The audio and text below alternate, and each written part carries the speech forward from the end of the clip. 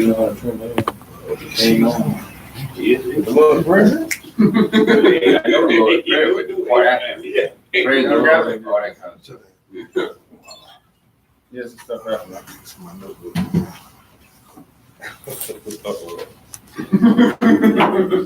Don't have it. You live at home? I think I did. It's my notebook, bro. Damn, man. Yeah, man. Struggling this morning, man. The struggle is real. The struggle is real.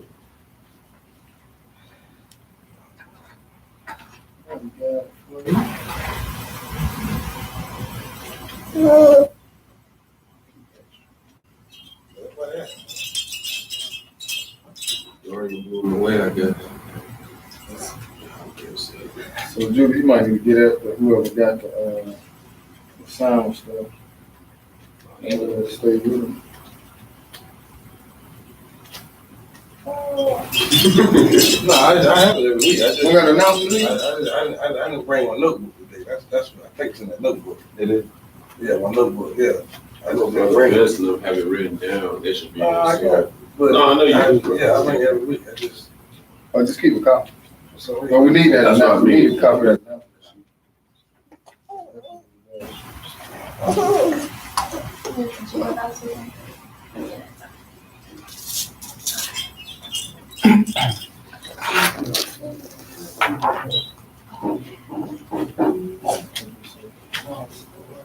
All right.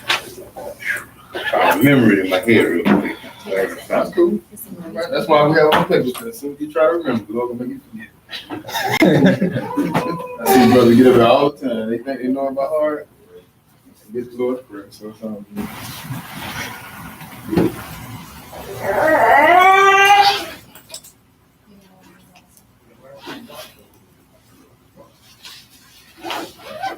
How you doing?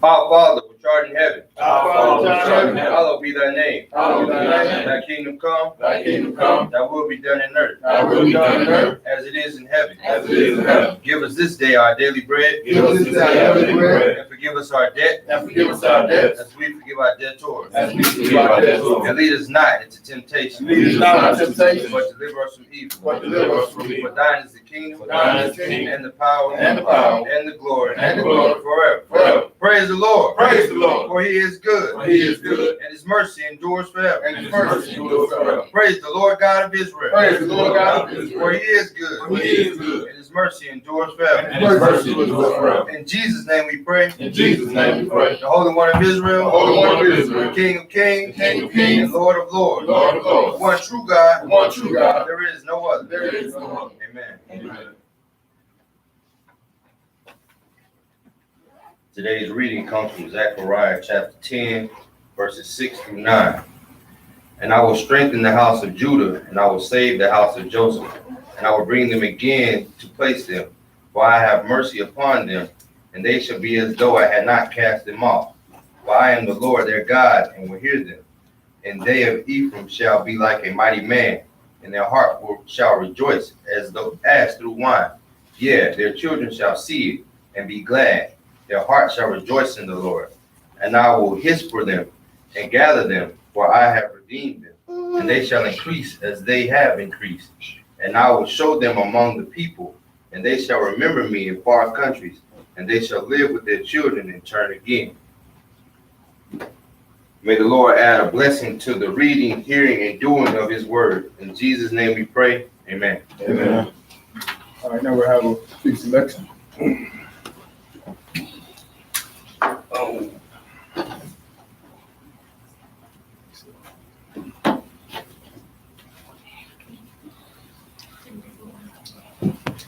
I wanna make it to the promised land.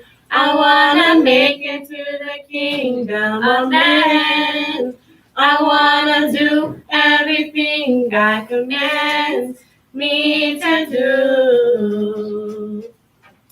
His laws and commandments are the truth. Psalms 119 verse 142. I have to do everything God commands me to do. I am an Israelite, blessed to know the truth, repenting from all the lies. I want to be righteous in God's eyes. His laws, commandments, and statutes I will not despise. I will never question him, asking why. I delight to do thy will until the day I die. The death of his saints is precious in his eyes. I must follow his word so I can be wise. I wanna make it to the promised land. I wanna make it to the kingdom, amen. I wanna do everything God commands me to do. His laws and commandments are the truth. Psalms 119 verse 142. I have to do everything God commands me to do. The Lord, He is a man of war. Our people probably never heard of this before. Just take a look at Exodus 15:3, and you will see that the Most High, He does not play. He's not just a loving God like Christians say. Life is not a game. Israel, please open up your eyes. Repent from all the lies. Come back to the Most High. I wanna make it to the promised land. I wanna make it to the kingdom, amen. I wanna do everything God commands me to do. His laws and commandments are the truth. Psalms 119 verse 142. I have to do everything God commands me to do. Israel, please wake up and understand that everything will happen according to God's plan. This time that you're wasting, when the judges who you're facing, wake up to this truth. Israel, I'm warning you. Wake up to this truth. I wanna make it to the promised land. I wanna make it to the kingdom, amen. I wanna do everything God commands me to do.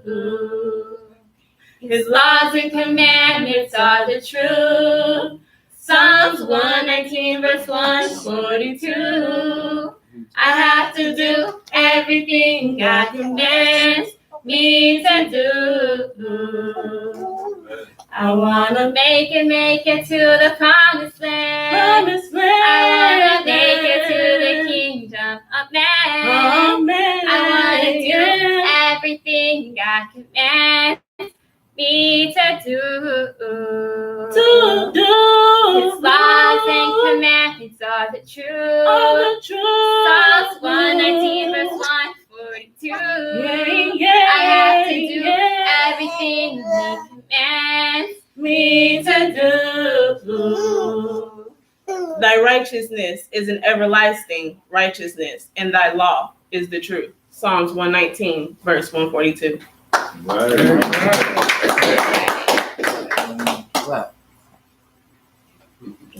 Not by might, Not by might, not by power, not by power, but by your Spirit, by God. your Spirit, God. Send your Spirit, Send God. your Spirit, God. Not by might, Not by might, not by power, not by power, but by your Spirit, by God. your Spirit, God. God. Send your spirit, God. Cause you are the fire. We are the temple. You are the voice. We are the song. You are our God. We are the people. You are the truth. And we stand in awe. Yeah, we stand in awe of you. We stand in awe of you. Because you are the fire. We are the temple. You are the voice. We are the song. You are our God. We are the people. You are the truth. And we stand in awe. Yeah, we stand in awe of you. So, not by might, Not by might, not by power, not by but power, by your spirit, God. by your Send your spirit, God. spirit, God. Send your spirit, Not God. by might, Not by not might, by power, not by by your power, spirit, God. by your Send spirit, your God. spirit, Send your spirit, God. God. Stand in awe of you. Stand in awe of you. Amen. Man. Now give another round of applause, please.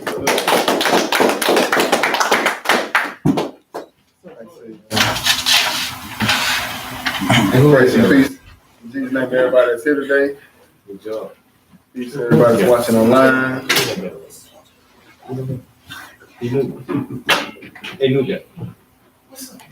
Y'all know classes. Excuse me, 1 second. Classes started, brother. And we online. Please don't bring out the old Nate, man. Y'all, come on now. Good Lord. But anyway, like I said, grace and peace in Jesus' name to everybody that's here today. Amen. Also, people that's watching online, it's definitely a blessing to be here once again on Lord's Sabbath day. As y'all can see from the title of the class, it's called The Second Exodus, to the Wilderness, then Jerusalem. I want to look at that because, as we get closer and closer to the end of the world, we are getting ready for the Lord to return. And, a lot of people have their mindsets on us going straight to the kingdom when the Lord gets back. But it's not going to happen that way. We definitely going to be able to, Lord willing, we be so blessed. We would like to be able to spend eternity with Jesus, and then later on when the Father returns, spend eternity with him as well. But that's mainly the gist of it when it's all said and done, to reside in the kingdom with the Father and the Son. But before we can get there, there's a place that the Bible refers to, and the Bible talks about all the time, that most people don't pay attention to, and it's called the wilderness. Wilderness is a place where when the Lord brought the Israelites out of captivity, he took them into the wilderness. Now, you may think just by the title, what's so important about stopping at the wilderness first? Why we got to stop there? Because that's exactly how it goes. We're not going to go straight into the kingdom. We're not going straight into Jerusalem. We're going to see that today. But the wilderness is almost like a place where, we're going to sort some things out. You look back at what happened with Israel when it came out of captivity. That's what the Lord did. He took them inside the wilderness. He laid out before them his law, statutes, and commandments, and they had to make that agreement or come up under that covenant before they can actually walk into the promised land. And you even see that it took some time for that to happen, going into the promised land, that is, because, hey, a lot of them just didn't have their minds right. So that took some time, within itself. 40 years, it took some time for them to get into the wilderness, into the kingdom or Jerusalem. And it was right outside, they was in the wilderness right outside of Jerusalem. So you may think, well, why they couldn't just walk in? Because like I say, look, the wilderness is a stopping point, and it's going to happen the same way again.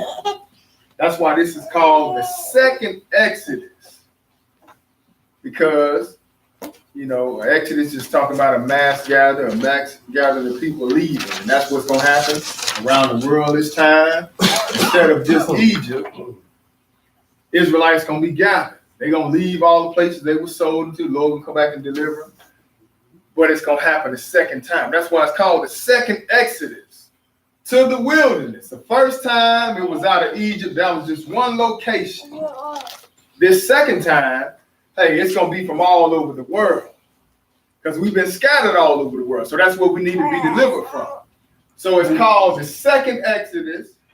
First place we go into after we leave these places we've been scattered to, we're going to take a pit stop inside the wilderness. And then once we finish doing, the Lord finishes time off in that wilderness, then we going off into Jerusalem, sisters and brothers. And I'm not talking about the ones who, take on immortality at the first resurrection. We're talking about this nation of Israel, these physical Israelites that's going to get gathered to the wilderness when Jesus returned himself.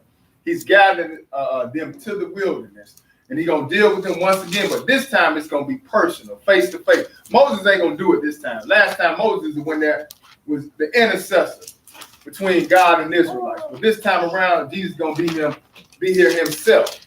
So that's what we're going to look at today. We're going to open this up in Malachi chapter 3. And just to kind of show the reason why we're still here, the reason why, regardless of what has been happening with us as a people, all the degradation, being beat down and stuff like that, and at the bottom of the totem pole, out of all the stuff we've been through, the Lord still allows us to exist. Let's see why that is. Malachi chapter 3. We're going to pick this up at verse 6. Malachi 3 and verse 6. Go and read that from. What it say, brother? For I am the Lord, I change not. Now notice what he said. He said, I'm the Lord, I change not. And a lot of people don't understand that this is actually Jesus. But he said, I'm the Lord, I change not. What else? Therefore ye sons of Jacob are not consumed. And this is why the Lord hasn't allowed us to be taken out as a nation of people. He said, I'm the Lord, I change not. Therefore ye sons of Jacob are not consumed. So just think about it. If the Lord did change, it's a very high probability we probably wouldn't exist no more. But hey, God made a covenant with Abraham, passed it down to Isaac and Jacob. And hey, Abraham fulfilled his part of the deal. And the Lord going to actually fulfill his as well. So regardless of how bad we've been, how disrespectful we've been as a people, the Lord said what? He don't change. Right. Read that again. What it say, brother? For I am the Lord, I change not. That's right. He said, I'm the Lord, I change not. What else? Therefore ye sons of Jacob are not consumed. Right. So regardless, it's always going to be a remnant around here somewhere. The Lord's not going to allow his people to be taken out. However, if you also look at that and think about it, hey, the Lord going to do almost the same exact thing that he did thousands of years ago when he delivered Israel the first time. He don't change. He had to deliver us out of that situation we were in last time. So once again, we're in a bad predicament of it, bad condition. Well, guess what? We need to be delivered again. So, hey, just like he did back then, he's going to do it all over again, sisters. And we're going to see that today. Go on to Genesis chapter 15. Genesis chapter 15. Genesis chapter 15. We're going to pick this up at verse 13. One reason we want to look at this because we're going to identify that there was a first captivity that Israel went through, sisters and brothers. And if you look around today and pay attention to all the different, all the different conversations that are going on regarding this 400 years that we've been in America, a lot of people happen to think that this is actually what it's talking about in Genesis 15.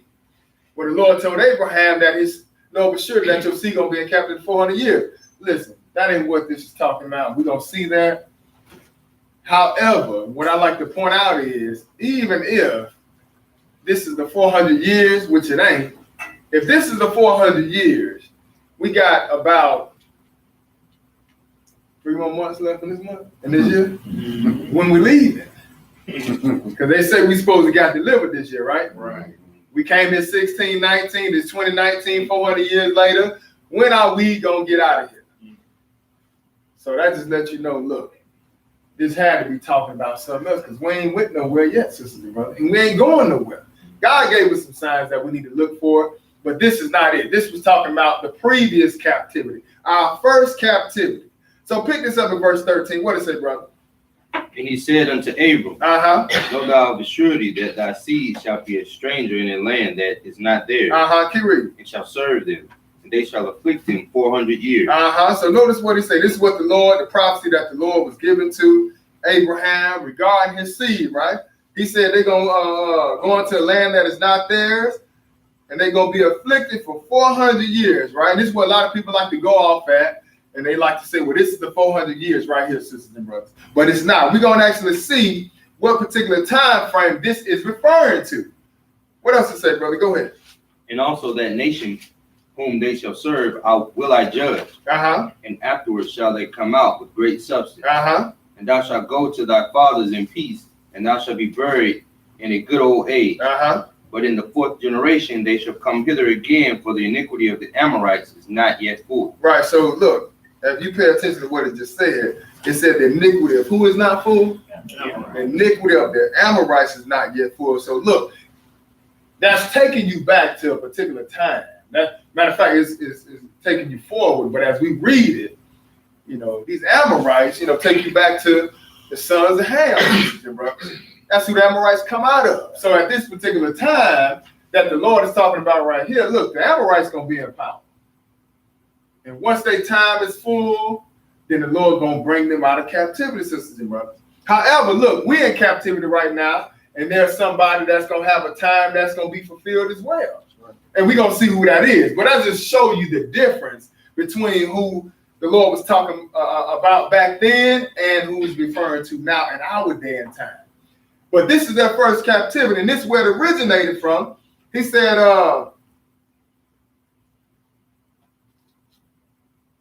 verse 16, but in the fourth generation they shall come hither again, for the iniquity of the Amorites is not yet full. So they're going to be in captivity until their Amorites, once their sin is at its end, sisters and brothers, the Lord going to end it. But now let's go into Exodus chapter 1. Exodus chapter 1. Let's look at this, see what the Lord was talking about when he spoke to Abraham about them going into captivity. Exodus chapter 1.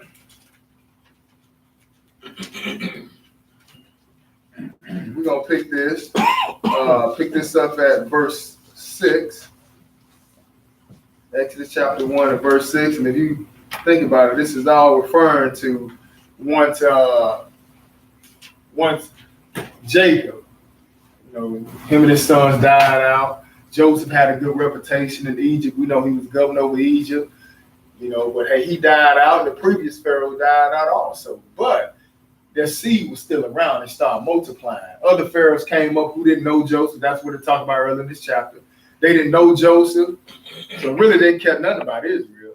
You know what I'm saying? They just looked at them and knew that they were multiplying. So, hey, he figured out, you know, he came up with a way to try to stop this, because he said, look, if we don't do something, if a war break out, they're going to mess around and go against us. So we're going to see how he going to, you know, mentally come up with a plan to try to stop Israel from growing. And that's what this is about. Pick it up at verse 6. What does it say, brother? And Joseph died, and all his brethren in all the generation. And the children of Israel were fruitful, and increased abundantly, and multiplied, and waxed exceeding mightily. And the land was filled with them.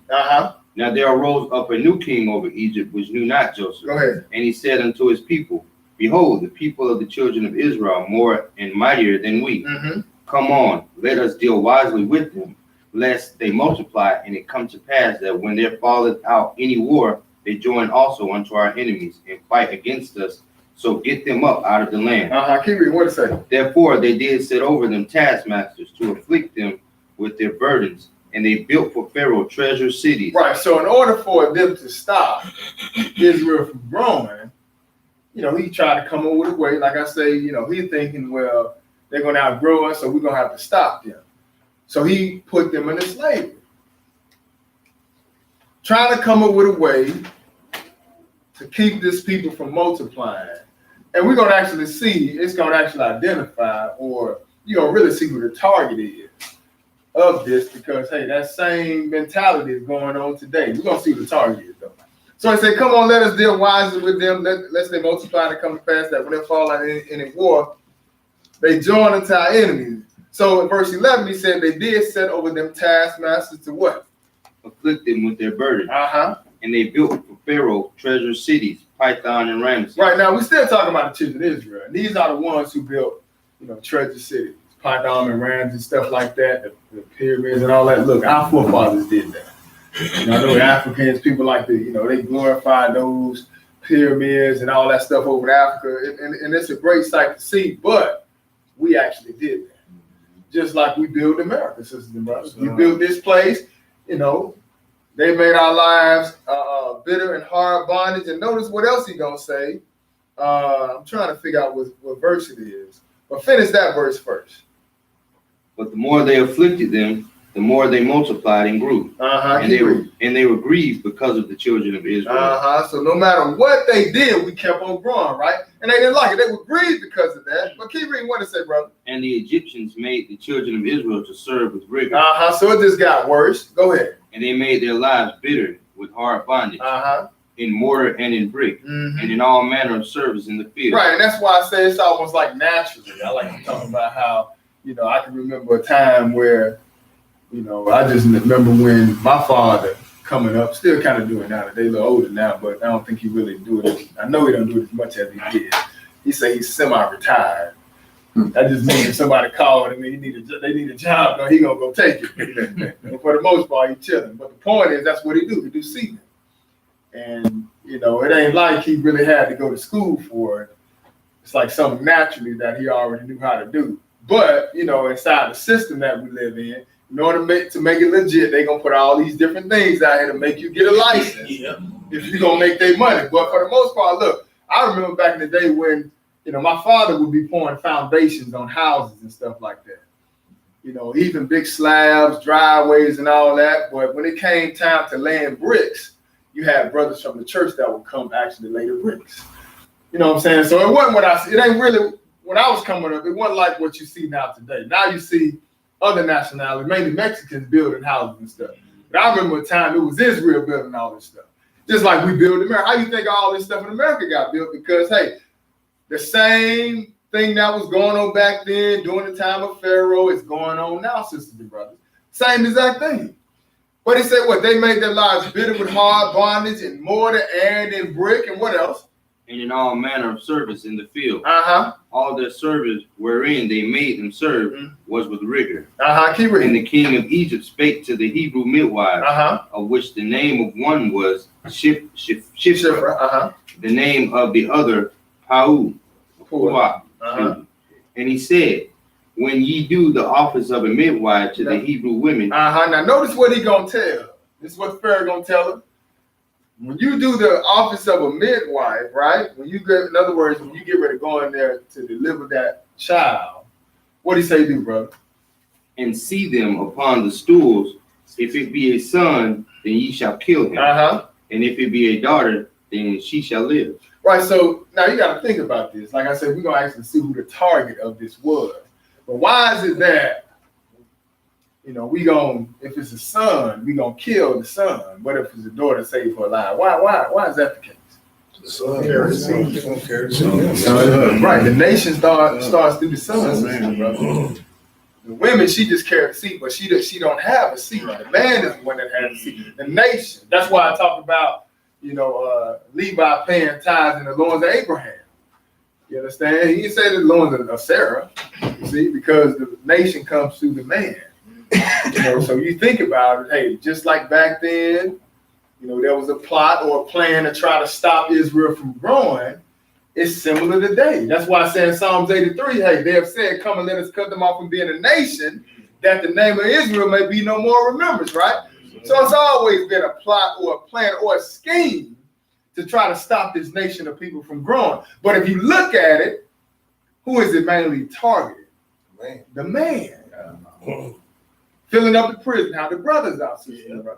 You understand? Getting shot down by the police. We killing more of each other. Brothers doing that. You understand? But that's a plan. Planned Parenthood, abortion clinics, Sister lay down with her brother one night. Hey, all she got to do is go to Walmart, don't she? She can get what she called the next, what the pill called, the next morning or something? The day after pill. The day after, something like that? Or the morning after. The morning after. That's how you go get the pill. Like, it ain't behind the counter no more. Just go get you a pill. You see what I'm saying? But look, like I like to say, look, they'll put out a big drag net to get Israel. They may catch a few of their own inside there. But the whole plan is to get Israel. But this has been going on for a long time, sisters and brothers. But we also saw when we started with the Lord, he said, hey, I'm the Lord, I change not. Therefore, ye sons of Jacob are not consumed. Regardless of all the different plots and schemes, plans to take this nation of people out, the Lord ain't going to allow it to happen. But the same mentality is going on. And that's why God had to come down by way of Moses. He used Moses as the intercessor for this people to bring them out of captivity. That was our first bondage back then. But the Lord identified it. He knew what was going on. He didn't like it, did he? You know, that's why he told Moses to tell Pharaoh, look, you won't let my firstborn go, therefore I'm going to kill your firstborn. You understand? So evidently this is the problem with God, the bondage, and all the stuff that Israel is facing. There's got to be a problem with God, just like it is today. But hey, the Lord did all these different things. He sent all these different signs through Egypt when he started getting ready to tear the place up. Hey, it got to a point where Pharaoh's magicians and sorcerers, they couldn't even hang with it no more. You know, Moses, he was doing a little bit of stuff right here, showing a little different powers and all that stuff. Hey, the magicians, they was matching it up. Then after a while, if they couldn't hang no more, that's when God got involved himself. And that's the same thing that's going to happen at the end of the world. You're going to have to be these two witnesses around, almost like Moses and Aaron. They're going to have some power to do some things while the great tribulation is going on. Then it's going to get to a point, look, it's all in God's hands now. Now the Lord is getting ready to take over. But he don't change, sisters and brothers. That's why you got to look at the Old Testament, you know, and it'll show you things that's going to happen in the future. But bringing us out of captivity after he killed off the firstborn, he's going to take us into the wilderness. And once we get into the wilderness, you know, the Lord going to let these brothers know by way of Moses, y'all, you know, pick out 12 guys from the 12 tribes and have them go spy out the land. They in the wilderness. He let them know, go spy out the land of Canaan, the promised land. Go look at it. Go check it out. And they finna go look at it, but, you know, they got a little scared. They seen them big old giants over there. They come back with a bad report. That's where we're going to pick it up at. Numbers chapter 14. Numbers chapter 14.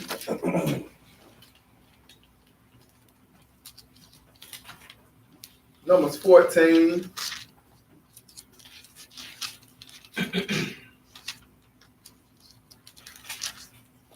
We're going to pick this up at verse 1. Numbers 14, verse 1. All right, go ahead and read that for me. And all the congregation lifted up their voice and cried, and the people wept that night. And all the children of Israel murmured against Moses and against Aaron. Because see, look, they went over there for 40 days to spy out the land. Lord tell them go look at it. And they come back with a report. Look, we seen them big old men over there. We grasshoppers in their eyes. They're going to mess around and take our wives and kids and stuff like that. We can't handle them. Now, think about it. This is after they just got delivered out of captivity. They didn't have to do no fighting. God had it in control, didn't he? He had already took care of it. So they go look at it, come back with a bad report. Now they got everybody up in arms. That's why I said verse 1, and all the congregation lifted up their voice and cried, and the people wept that night because they came back with a bad report. See, the Lord didn't like that, though. What did he say in verse 2? And all the children of Israel murmured against Moses and against Aaron. And the whole congregation said unto them, would God that we had died in the land of Egypt, or would God that we had died in the wilderness? Right, so look, they rather die, you know, talking about, I wish we would have died in the wilderness, really what they're saying. Would God that we had died in the land of Egypt would have been better off than this right here? Or would God we had died in this wilderness? What else? Verse 3. And wherefore hath the Lord brought us unto this land to fall by the sword, that our wives and our children should be a prey? So is that what you brought us out here for, Moses? So our wives and children can be a prey? What else? Were it not better for us to return into Egypt? Oh, look at them. And that's the problem with Israel today. We want to go back to Egypt, though. We still think we Africans.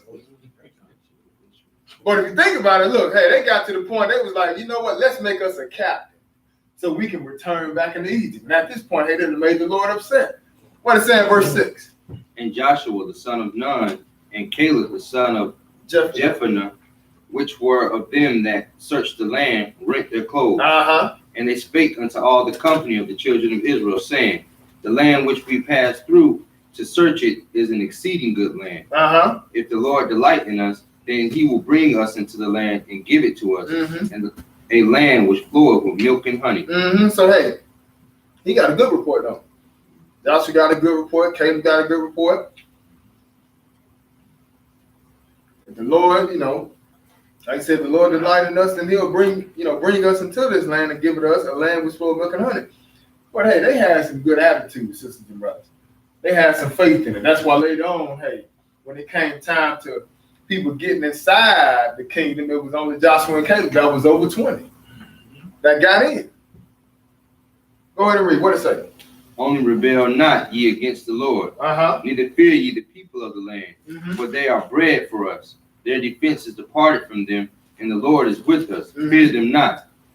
But all the congregation bade stone them with stones. Now, like I like to point out here, here it is. You got Joshua and Caleb. They got faith, don't they? And look, but they saying, look, man, whatever we do, still let's not rebel. You know what I'm saying? God will take care of us. They got a good report. They saying, look, the Lord will fight for us. We ain't got to even worry about it, really, right? But just don't have a bad report. Now, earlier, Israel doing all this crying, ain't they? They all scared and stuff. But it's just like today. Because instead of them going to fight them doggone Amalekites, they want to go stone their own people. He said, pick some stones up. Let's go and take them out. That's just like Israel, ain't it?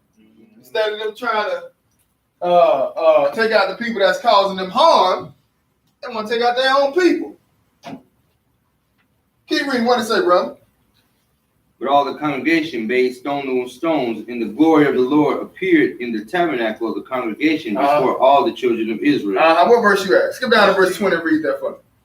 Now the Lord is upset with this, and let's see what's going to happen. Read that. And the Lord said, I have pardoned according to my word. Right, because Moses had, mainly told the Lord, look, Lord, you don't want to do that. People going to look at you like you done delivered these people, got them out here, and you couldn't handle it. You want them saying that about you, so the Lord was like, you know what? I ain't going to do it. And the Lord said, I have pardoned according to thy word. What else? 21. But as truly as I live, all the earth shall be filled with the glory of the Lord. Because all those men which have seen my glory and my miracles which I did in Egypt and in the wilderness, and have tempted me now these 10 times, and have not hearkened to my voice. Right, so now this is also something that you have to pay attention to as well. Okay? If you've been through a situation before, you're going through life and things get kind of tough. I like to tell people, just kind of think back on how he done delivered you before. You know what I'm saying? Just always look back and think about all the things where you could have been in a situation where the Lord could have taken your life. Or when you was going through stuff and life was tough, and God always provided a way, right? In a sense, he provided a ram in the bush, right?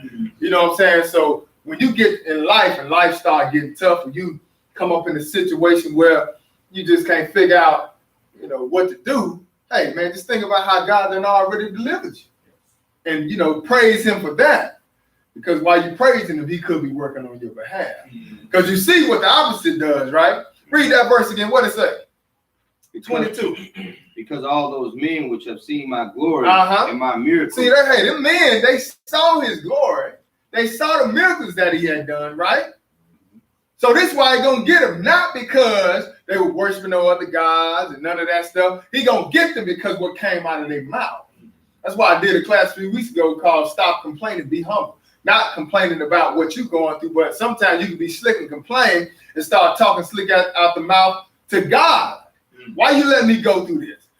I don't think, start trying God. You got to be real careful. I know, like I told you, I know somebody that was talking slick out the mouth. The Lord sent that lightning the next day, went straight up through his arm. And he's like, man, I felt real small. I know you did feel small.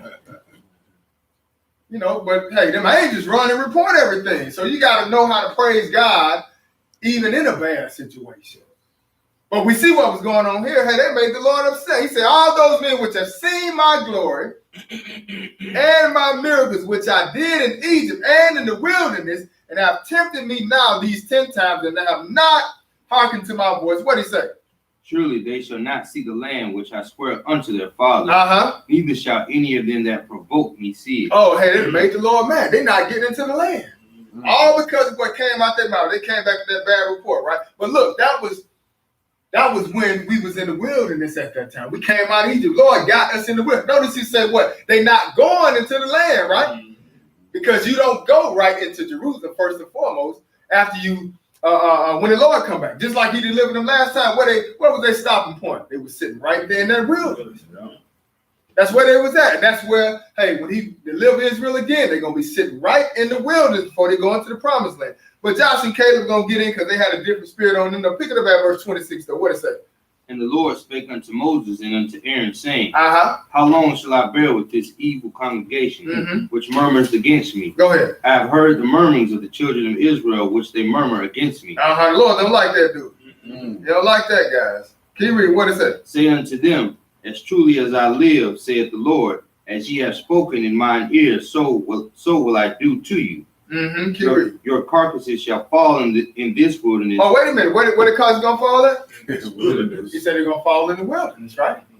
That's what he said. He said your carcass is going to fall in the wilderness. Just showing and hounding on the point, hey, where did they go when they left Egypt? They went into the wilderness, didn't they? But just like y'all said and all that murmur you talking about, they're going to take our wives and all that. Look, hey, that's exactly what's going to happen. Y'all going to die in this wilderness too. Keep reading. What it say? And all that were numbered of you, according to your whole number, from 20 Where years. you at? Supposed to be on the third, but I read 29. I'm mistaken. Oh, no, it was 26 to 30, right? Okay. Yeah, I got it on there. 29. Okay, read 29 for me. Yeah, that's right. Yeah, 29. And all that were numbered of you, according to your whole number, from 20 years old and upward, Uh-huh. which have murmured against me. Well, so look, they done got their whole family in trouble now. These 12 brothers went over there, come back with this bad report besides Joshua and Caleb. Come back with this bad report, done got everybody jacked up. 20-0, they can't get into the promised land. But Joshua and Caleb, they get in. What do you say, brother? Doubtless ye shall come into the Wait, land. read that again. Doubtless ye shall not. Oh, wait a minute, doubtless how? Ye shall not come into the Wait, land. so look, you can't listen. If you're gonna deal with God, you gotta get that down now, man. And listen, let me tell you something. All of us have things that we deal with. You see things that happen that are in front of your eyes. Bills happen. You see the bill, don't you? You know it got to be paid. If it don't be paid, it tell you, hey, disconnect date. Or even with sickness, doctor tell you straight up, hey, this gonna happen, this gonna happen. Hey, that's what they tell you. But when it comes to serving God, you gotta have faith. Look, that's all we got here. We don't have the prosperity doctrine. We don't have these feel-good motivational doctrines like they have in the world. We don't need, first off, we don't need that. Those are lies. Second off, hey, like it tells you in the Bible, all things work together for the good of those that love God, right? It didn't say just good things, though. It said all things. So whether good or bad. You understand? So you got to have faith. Regardless of what it looked like, you still got to have faith. But the Lord letting you know here clearly, you ain't going into the land. Once again, showing you that they were not in Jerusalem. They were in the wilderness. He said, doubtless you shall not come into the land concerning which I swear to make you dwell there, and save who? Save Caleb, the son of Jephunneh, and Joshua, the son of Nun. Right, so the only people that's going to get in there that's over 20 is Joshua and Caleb. But y'all ain't going into the land. Y'all little ones, they going to get in there. Deuteronomy let you know because they didn't know the difference between right and wrong. Under 20, they getting in. However, everybody else, they dying off in the wilderness, sisters and brothers. And they had to stay out in that wilderness for 40 years. It took them 40 days to spy out the land. They even saw the pomegranates. They saw the grapes. They saw all that good stuff. But if you read it on your own, they came back and was like, yeah, man, the grapes are good, pomegranate stuff like that. But we grasshoppers in the eyes of them doggone Amalekites. And that was it right there. Lord was like, you ain't getting into the land. but everybody else did. But 40 days it took them to spy the land out. The Lord said it's going to be a year for every day. So they stayed in the wilderness for 40 years. That's what we have to understand. That wilderness is like, you can stand up and do this in time, bro. That's all we do. We'll just stand up and move around. But he tried. He's struggling too, boy. Well, yeah, so, but that's what we have to understand. Before you get into that promised land, that's where it's going. That's where you're going. And you're going to stop right there, sister, bro. And that's exactly what they did. Let's move a little further, though. Let's go to Psalm chapter 105. Kind of sum this up. Psalm 105. Psalm 105. I'm going to pick this up at verse 23. Psalms 105, verse 23. Because now, like I say, we in the wilderness now. And then once he brings us, once we walk into the promised land, then let's see what's going to happen afterwards. But Psalms 105, just to show that we did make it into the land. Psalms 105, verse 23. When you get that, go and read that for me, please. Israel also came into Egypt, Uh-huh. and Jacob sojourned in the land of Ham. That's right, because, hey, Israel and Jacob really being one and the same. You know, Jacob is the father, but, hey, when he wrestled with this angel, he got his name changed. You see? So it say Israel also came into Egypt, and Jacob sojourned in the land of Ham, right? That's where they was down there, and then they became slaves after a while. We read about that. What else to say, brother? And he increased his people greatly, Uh-huh. and made them stronger than their enemies. Mm-hmm. He turned their heart to hate his people, to deal subtly with his servants. You see that, right? The Lord was behind that, wasn't it? It said he increases people greatly. That's what it talked about. Remember, that was the reason why they wanted to take us out in the first place, right? Because we kept growing. They couldn't figure out how to stop us. Just like now today, regardless of all the stuff we're going through, we still know how to make babies, though. Israel gonna have some babies. That's why after a while, look, I remember we first started having all the little kids when we was having church at the house, be little babies over there, and I'd be like, stop touching this, stop touching that. Then we moved to the hotel, started growing, babies coming. Then get to the church now, babies all over the place. Trying to stop them from touching on the windows and stuff. I don't even stop no more. Go ahead and touch it. You want to play in a water machine? Go ahead and knock it down. It don't even matter. Squeeze water all over the place. You know what I'm saying? Because look, we gonna make some babies. And I understand that because guess what? Them babies gonna grow into adults at some point. You know, so that's why it's good to train them up in the way that they should go. But hey, Israel can make some children regardless of what's going on. They gonna make kids, and that's what was going on in Egypt. We was multiplying, and they were trying to stop it, but the Lord didn't allow it to happen. He increased his people greatly and made them stronger than their enemies. That's what the Lord did. He made us stronger than our enemies. He turned their heart to hate his people. That's what, hey, look, it sound like now today. And what happened? To deal subtly with his servants. Uh-huh. He sent Moses, his servant, and Aaron, whom he had chosen. Uh-huh. They showed his signs among them and wonders in the land of Ham. Uh-huh. That's what ended up happening. So, hey, we reading about, like I said, it's a brief synopsis. Let's go sum it all up about what happened during that time. Keep reading. He sent darkness and made it dark, Uh-huh. and they rebelled not against his word. That's right. See, so you don't really got to go read. Like, you want to come to it. If you don't want to read all Exodus, just come here. It kind of break it all down for you. You know? But go ahead. What else? He turned their waters into blood and slew their fish. Uh-huh. Their land brought forth frogs in abundance and in the chambers of their kings. Mm-hmm. He spake, and there came divers sorts of flies and lice in all their coasts. Uh-huh. He gave them hail for rain and flaming fire in their land. Uh-huh. Keep reading. He smote their vines also and their fig trees, Mm-hmm. and brake the trees of their coasts. The Lord wasn't playing, was he? Go ahead. What else he did? He spake, and the locust came. He did what? He spake. All he did was speak, and the locust came, didn't he? That's what's gonna happen in the end. All he gonna do is speak. That's why he got a two-edged sword in his mouth. All he gotta do is speak, sisters and brothers. He spake, and the locust came. What else? And caterpillars, Uh-huh. and that without number. They couldn't even number. What else they did? And did eat up all the herbs of the land, and devoured the fruit in their ground. Uh-huh. Keep reading. He smote also the firstborn of their land, Uh-huh. and the chief of all their strength. That's right. Hey, that firstborn very important. But notice what he did. He killed off the firstborn. That's what happened in Egypt. Keep reading. What else? He brought them forth also with silver and gold, Uh-huh. and there was not one feeble person among their tribes. That's right. Hey, the Lord straightened them out, didn't he? Brought them out with silver and gold, but that's what that 400 years was referring to. But he brought them out. What else was that? What happened? Egypt was glad when they departed. You would be too, wouldn't you? Somebody beating you down. You trying to figure out, man, just get the hell out of here. Go, hurry up. He said Egypt was glad when they departed for what? For the fear of them fell upon them. Keep reading. He spread a cloud for a covering and a fire to give light in the night. Keep reading. The people asked, and he brought quails and satisfied them with the bread of heaven. Go ahead. He opened the rock, and the waters gushed out. Look like he taking care of me. It said what? He opened, the people asked, and he brought quail, so there was some food right there. And you know that in the wilderness, not only are you going to need some food, you know how we are. We need some water to wash it down, right? Don't we need some water to wash it down? Well, what he did, read 41 again. He opened the rock, and the waters gushed out. Oh, well, he sent some water too, didn't he? Go ahead and read. They ran into dry places like a river. And that don't make sense, does it? Inside of a wilderness where it's desert at, he said what the water ran in the dry places like a river. See, look here. That's our God. You understand? And it's real sad that we fill up all these churches going to get all this paganism. People like to say that we in cults and stuff like that.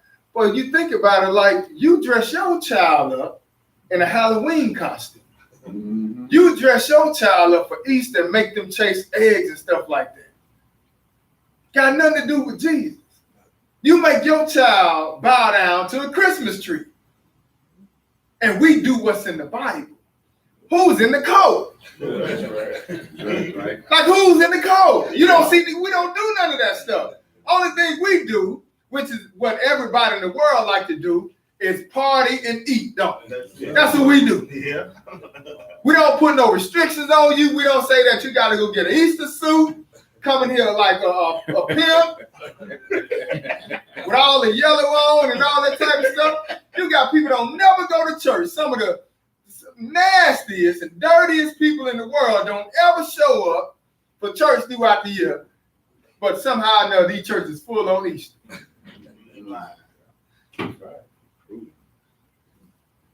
But it's sad because they missing out on the true and living God. That's why God did all that stuff in Egypt. And he showed them who he was. You want to worship the sun God? I'm going to make it dark. You want to worship the fish God? I'm going to kill all them fish. I'm going to show you who got the power. You understand what I'm saying? We serve the true and living God. And they try to make us feel bad. Now, well, things are starting to change now because y'all starting to look real stupid. You want to keep serving all this nonsense you're doing, look real dumb. Then you get mad at children for lying to you, but you lie to them. Tell them that a man gonna come down their chimney and bring this. Boy, that ain't the most culture thing I ever heard. How in the world is a fat man gonna make it across the whole world in less than 12 hours? Because it gotta be from dark before the sun comes, right? So how in the world he gonna make it to every house? Within 12 hours, every house throughout the whole United States. But yet still we're in the code. Those are false God systems, brother. The God we serve is the God we reading about. So don't let nobody make you feel bad about what you do. We don't care if it's packed in here or not. We're gonna give you the word of God. That's what you need. You need the word of God. But look, broad is the way to destruction. Narrow is the way to salvation. And notice what he said. He didn't say many gonna find it, did he? He said a few there be that find it. But he said what he brought forth this, read 42. For he remembered his holy promise in Abraham his servant. That's right, because we saw he ain't gonna change, right? Yes, he said, well, Lord, I changed not, therefore ye sons of Jacob are not consumed. Therefore, hey, I'm not gonna allow y'all to be taken out. Then it tell you right here, it said, well, he remembered his holy promise and Abraham his servant. What else to say, brother? And he brought forth his people with joy. Keep reading. And his chosen with gladness. Go ahead. Keep going. And gave them the lands of the heathen. Look at your paper. What it say? What's your paper say? 45, right? Go ahead. And gave them the lands of the heathen, and they inherited the labor of the people. See, notice what it said, right? So at some point, they came out of the wilderness, right? See, we saw in Numbers chapter 14 that they was in the wilderness, Lord killed them off, but hey, they had to walk into the promised land in order for us to get scattered. We got into the promised land and dropped the ball, and the Lord kicked us out. But they did get in at some point, right? That's why I said he gave them the lands of the heathen. And what else? And they inherited the labor of the people. Now, what the heck? Now, look, that's almost opposite of what happened ain't it, with us, ain't it? Yeah. You know, somebody inherited the labor of us. But it was a time where, hey, the Lord took care of us and we inherited the labor of them. It's going to happen all again.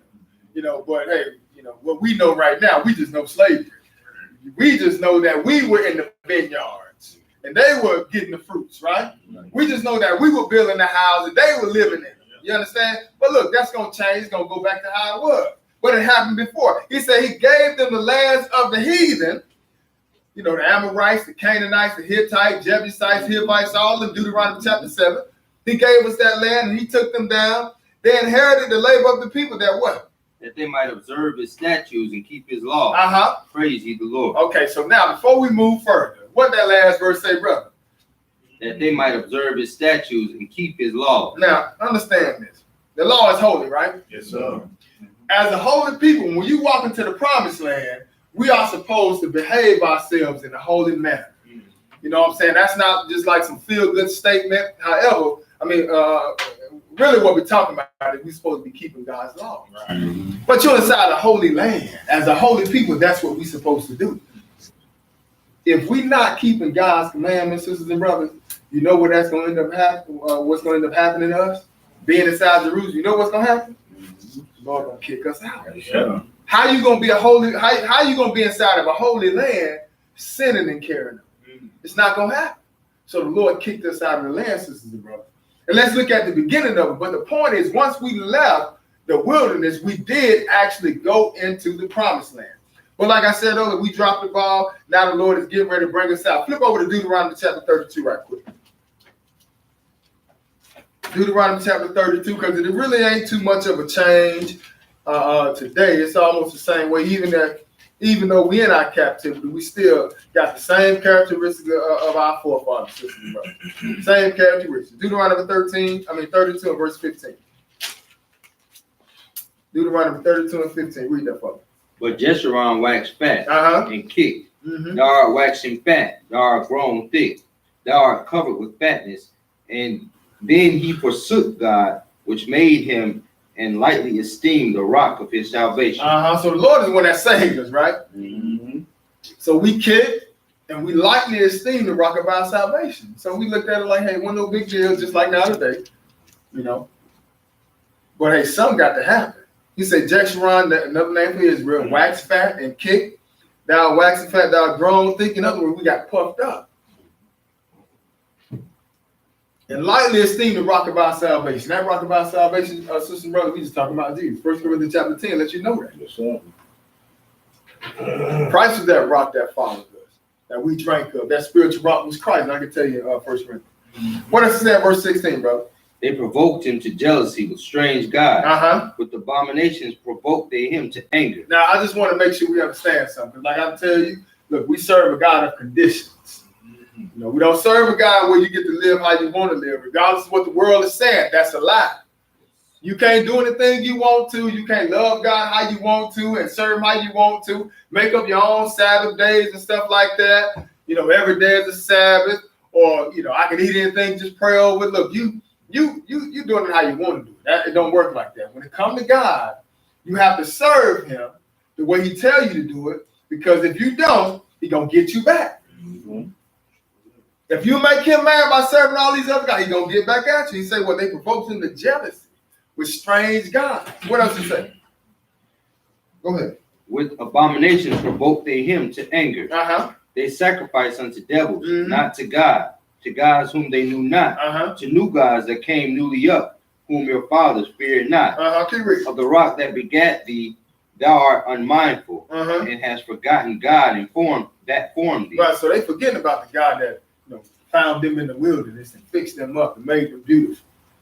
You know, we tell you about that in Ezekiel chapter 16, but they forgetting about that God. But just remember what he said now. He said, you don't provoke me to jealousy with strange gods. But we serve a God of conditions, because just like you provoke me to jealousy with a strange God, I'm going to get y'all. I'm going to provoke you to jealousy with a strange nation. Go on and read what it says. And when the Lord saw it, he abhorred them Uh-huh. because of the provoking of his sons and of his daughters. Uh-huh. And he said, I will hide my face from them, Uh-huh. and I will see what their end shall be. Now that's sad. Mm-hmm. That's sad. Now we as a people, we often this captivity, all this stuff is going on. The Lord knows our time is coming to an end. This is why Israel is starting to wake up. But just think about all these different movements, all these different marches, all these different kumbayas where people try to come together and we trying to work on stuff and trying to come back together as a community, you know, trying to figure out why all this stuff is happening to us. Look, the Lord said he's going to hide his face from us. In other words, like, hey, all this stuff that's going on with y'all, I'm turning my head. I don't even see it. Mm. I don't even see it. He said he's going to hide his face from them. I will hide my face from them, and I will see what their end shall be. What else you say, brother? For they are a very forward generation, Uh-huh. children in whom is no faith. That's right. Keep reading. They have moved me to jealousy with that which is not God. You see that? He said, look, we have moved him to jealousy with that which is not God. All these other guys, what you think we doing today? The same exact thing. Therefore, look, it just makes sense that we need to be brought out of this condition we in. Because we hitting bad now. But he said they have moved me to jealousy with that which is not God. So since we made him jealous, what he say he gonna do to us? They have provoked me to anger with their vanity. So evidently the Lord don't like us worshiping all these other gods. Lord don't like that. He said we provoked them to anger with their vanities. What else? And I will move them to jealousy with those which are not a people. Oh, wait a minute. He said I'm gonna do what? And I will move them to jealousy with those which are not a people. Right. Once again, we serve a God of conditions, right? You make me jealous, I'm gonna make you jealous. Yes, sir. You understand? We're gonna see how he's gonna do that because it's gonna tell us that in Romans. But he said, look, you made me jealous, I'm gonna make you jealous. Keep reading. I will provoke them to anger with the foolish nation. Oh, I'm gonna provoke you to anger with the foolish nation. Now we're gonna identify who this nation is. Because remember now, the nation that we was in captivity to the first time, that was who? Amorites, right? Amorites. Right. Right, the Amorites, right? Africans, Hamites. Right, so that was the first time. All right, we got delivered out of that. Just to recap, we got delivered out of that captivity, right? Lord took us into the wilderness. We saw in the book of Psalms that we actually went into the land. Didn't we? Once we got into the land, now we're reading Deuteronomy. We done got puffed up now, right? We got puffed up, made the Lord jealous. Now he said, what? I'm gonna make you jealous with a foolish nation. So hey, now we at the point where the Lord is getting ready to send the Gentiles down, and we get ready to start experiencing captivity all over again. So flip over to Jeremiah chapter 4. Jeremiah chapter 4.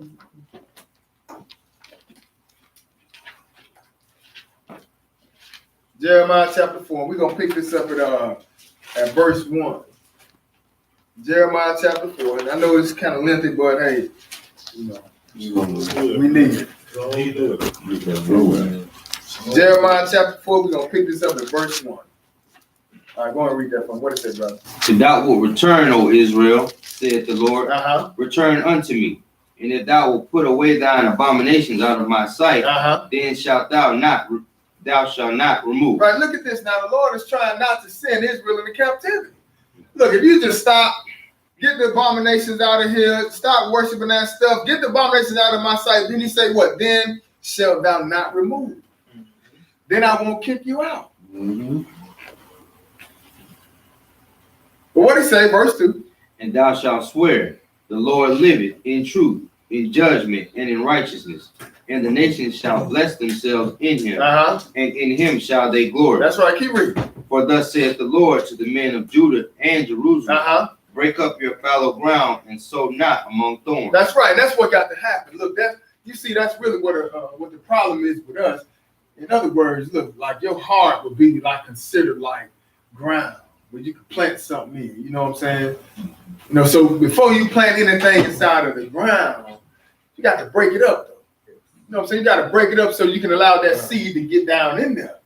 Well, just like you know, that analogy or that example God is using, it's just like the same with your mind. You got to get that pride out the way. That's why he's talking about break up your fallow ground. Remove that pride so we can get this word in there. Say, break up your fallow ground and sow not among thorns. What else he say? Circumcise yourselves to the Lord and take away the foreskin of your heart. Right, because look, circumcision is much bigger than physical circumcision. Look, you need to be circumcised, you know, because that's a part of the covenant, right? That's a token of the covenant as far as males are concerned. And if you ain't circumcised, you just can't take the Passover. You read that clearly, can't you? That don't hinge on your baptism, though, because the Bible tells you your baptism does save you. So you need to be baptized. There is no order. Like, you know, I understand sometimes we hear people put orders where say you can't get baptized unless you circumcised. The Bible don't say that, because that's the case in Acts chapter 10. Them Gentiles weren't circumcised. They got baptized, didn't they? You see? But hey, even in Acts 15, what was going on? The doggone Israelites, they were doing the same thing. They were saying that you need to keep the law of Moses, be circumcised. They were saying that, look, that's your salvation. And no, that ain't it, because if that's the case, then what Jesus came to die. You know what I'm saying? Like Jesus, he ain't got to come off the throne. You see, but that's not the case. The case is, look, you need to be circumcised in your mind. In other words, get that flesh out the way. Humble yourselves to the word of God. That's why he said, look here, circumcise yourselves to the Lord and take away what? The foreskins of your heart. But just give you an analogy, like a man or a baby would get circumcised on the 8th day, right? They would remove that baby's foreskin. But just showing you even, you know, how that's pointing to something even bigger than what it is. He letting you know what you need to circumcise your mind. Get that mind right. That'd be the problem with Israel and man, period. But he says, circumcise yourself to the Lord and take away the foreskins of your heart, ye men of Judah and inhabitants of Jerusalem. Lest what? Lest fury come forth. Lest my fury come forth like fire. And burn that none can quench it. Because of the evil of your doing. That's right. Skip down to verse 6 and read that. Set up the standard towards Zion. Retire, stay not. For I will bring evil from the north. That's right. You need to get ready because it's coming. If you don't do it, look, I'm coming. I got something that's coming for you. Blow the trumpet and let them know. He says, set up the standard towards Zion. This is what Jeremiah got to go let them know, man. He got to prophesy it. You see why Jeremiah was catching it all the time, right? Set up the standard towards Zion. Retire, stay not, for I will bring evil from where? From the north. From the north. Keep reading. And a great destruction. Right. So when you look at Israel, sisters and brothers in the Bible, that would be your central location. North of Israel will be like Europe and stuff. Northeast, that's going to be Russia and stuff like that. We're not talking about America, okay? That ain't, look, America's a leaf on a branch. No, a leaf on a tree. We got cities and countries and that have existed thousands of years. America's brand new compared to how long they've been in existence. But when it's talking about north, it's talking about north of Israel. Because remember, hey, Israel is in the land. So if I'm going to send somebody from the north, hey, it's got to be up in Europe and stuff like that. They coming down north of Israel. So he say, it was set up the standard towards Zion, retire, stay not, but I will bring evil from the north and a great destruction. What else? Verse 7. The lion has come up from his thicket. Notice what he say. He say, the lion has come up from his thicket. Keep reading. And the destroyer of the Gentiles is on his way. Wait a minute. Who on the way? Gentiles is on the way. Why? Because look, remember now, we was in captivity to the Amorites at first, right? Once they time got full, the Lord got us up out of there. He delivered us and brought us out. Now, we in the land disobeying God. The Lord is getting ready to send the Gentiles on his way. But notice what he called. He said, what? The lion is come up from his thicket. Another place in the Bible he's described as a lion too, ain't it? The beginning of the Babylonian dynasty, right? That's in Daniel chapter 7, ain't it?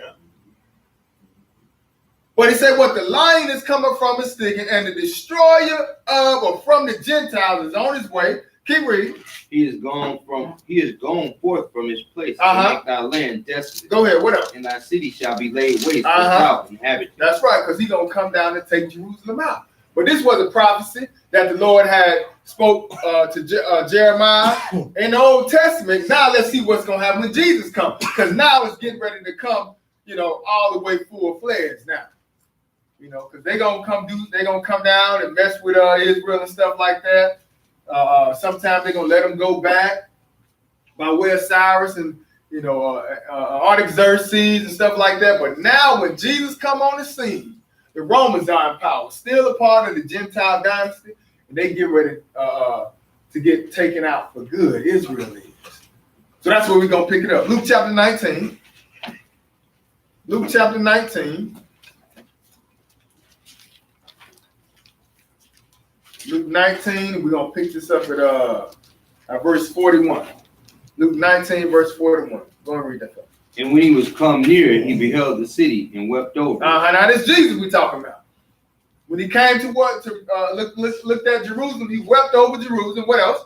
Saying, if thou hadst known, even thou, at least in this thy day, the things which belong unto thy peace.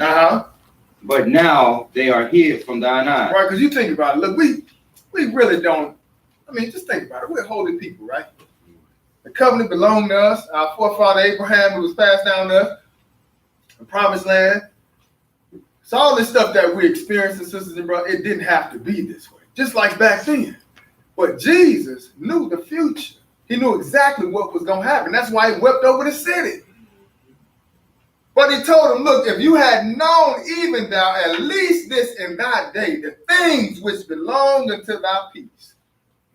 But now they're hid from thy eyes. What else he say, brother? For the day shall come upon thee, that thine enemy shall cast a trench about thee and compass thee around and keep thee in on every side. Notice what he say now. He say what? Because like I say, Nebuchadnezzar came down. That's the beginning of the Gentile dynasty right there.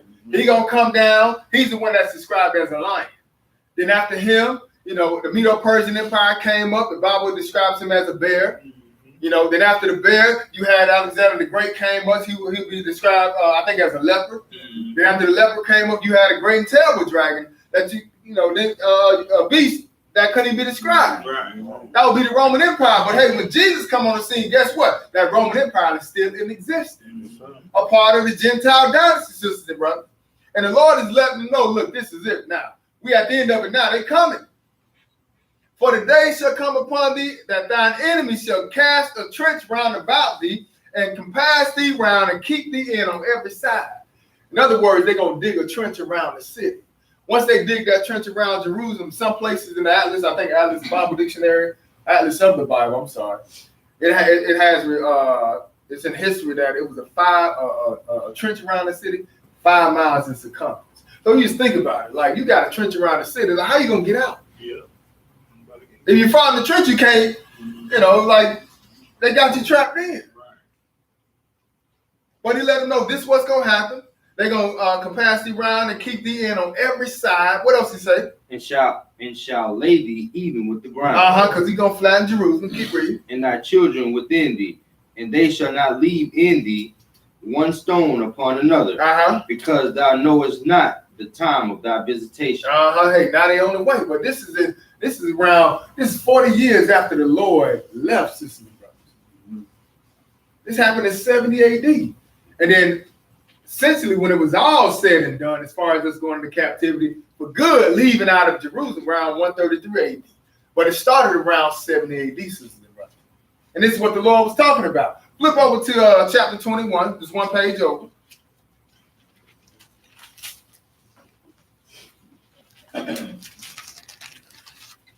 Chapter 21. And this right here, this is just like Matthew 24. They came and showed Jesus the buildings of the temple. He made it rain on their parade, let them know. Man, y'all excited, I get that, but at the same time, all the stuff gonna be destroyed. That's what he told the disciples. When they asked him 3 important questions. When shall these things be as far as the temple being destroyed? And what shall be the sign of your coming? Talking about his second coming because he was already there. So what's going to be the sign of your coming and of the end of the world? Now, in Matthew 24, he went more into his second coming, and end of the world. And St. Luke 21 here, he goes more into what's going to happen during the time. I mean, he goes into the end of the world, but he kind of gives you more detail of what's going to happen during the time when the temple going to be destroyed and the Romans going to come down and take it out, take down Jerusalem. So what he said in verse 24, read that. 20. And when ye shall see Jerusalem compassed with armies, then know that the desolation thereof is not. Now notice what he said. He said, when you see Jerusalem compared, if it's too cold, y'all can turn it up 1 notch to 74 so it stop blowing. Yeah, just put on 74. Yeah, 'cause I see blankets on the Always wrap tight. Y'all feel like we're Bank of America. Nobody getting no money here. Speaking of that, y'all got time, I think? Huh? The Lord, I would have forgot. Lord, don't let I be working, boy. I said, don't let me forget to get these brother these things when you get down here. Yeah. I sure would have forgot. Lord know what he be doing. Oh, God. Of course, they Bank of America, that thing came up. But yeah, so now we at the point where the Lord is getting ready to explain to them what's going to happen. All right. So what is saying 20 again? Read that for me. And when ye shall see Jerusalem compassed with armies, then know that the desolation thereof is not. Now remember now in 19, right? He told them, hey, they're going to, cast a trench around the city and keep the end on every side, right? So now, as far as when is this going to happen, which they asked in 21, they asked him mainly when is this going to happen? Now he's answering it. He let them know, look, when you see Jerusalem compassed or encircled with armies, then know that the desolation thereof is not or near. Destruction is on its way. When you see these armies come down to Jerusalem, right? What does he say, brother? Then let them which are in Judea flee to the mountains. Keep reading. And let them which are in the midst of it depart out. Go ahead. And let not them that are in the countries that way. And let not them that are in the countries enter therein too. That's right. So look, if you're in Judea, like you say here, flee to the mountains, right? When these armies come around, if you're in Judea, you need to flee to the mountains. Then, like you say here, in other words, get out of the city. If you're in Judea, get out when these armies come down, right? Then he says, let them which are in the midst, and let not them down in the countries enter thereinto. So if you're in the country, don't go into Jerusalem. Don't go down there because, hey, you got a sign. They're going to compass Jerusalem, right? So you know it's coming. Go on and read. What else? For these be the days of vengeance, and that all things which are written may be fulfilled. Okay, so now wait a minute. We got to find out what this is talking about, right?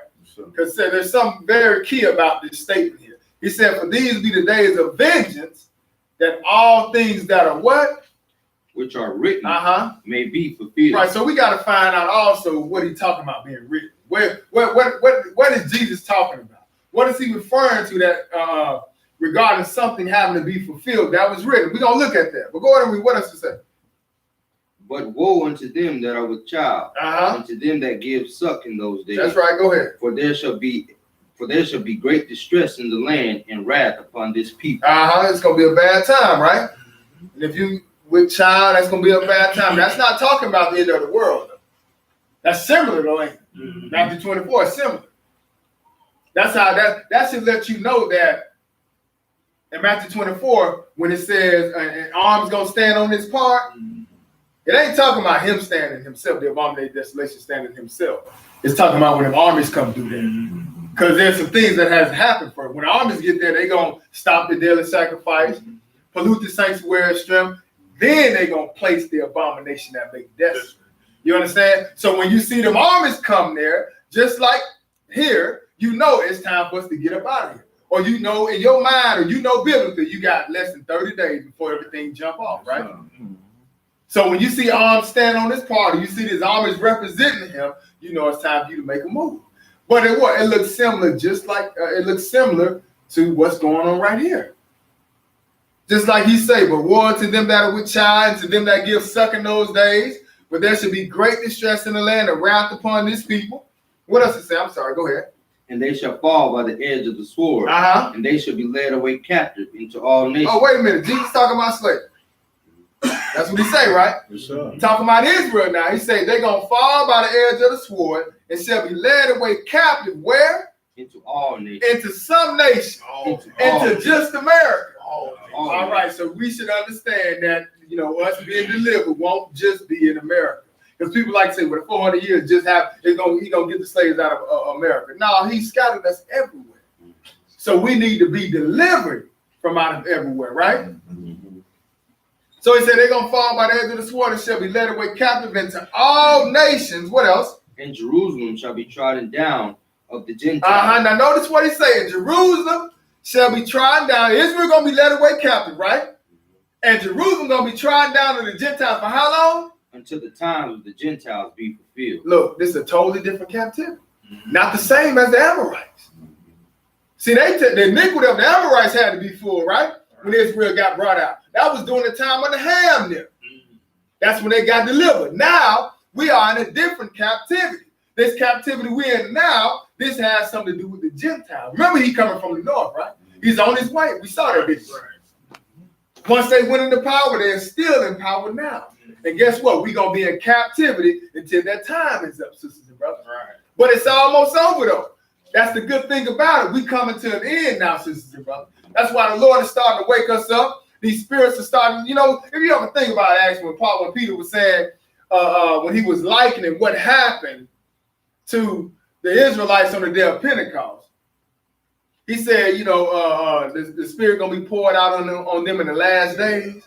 Look, sisters and brothers, we understand that, you know, when we get to the end, it's going to come in its fullness as far as everybody prophesying. But you start to see now the Lord starting to pour out his Spirit.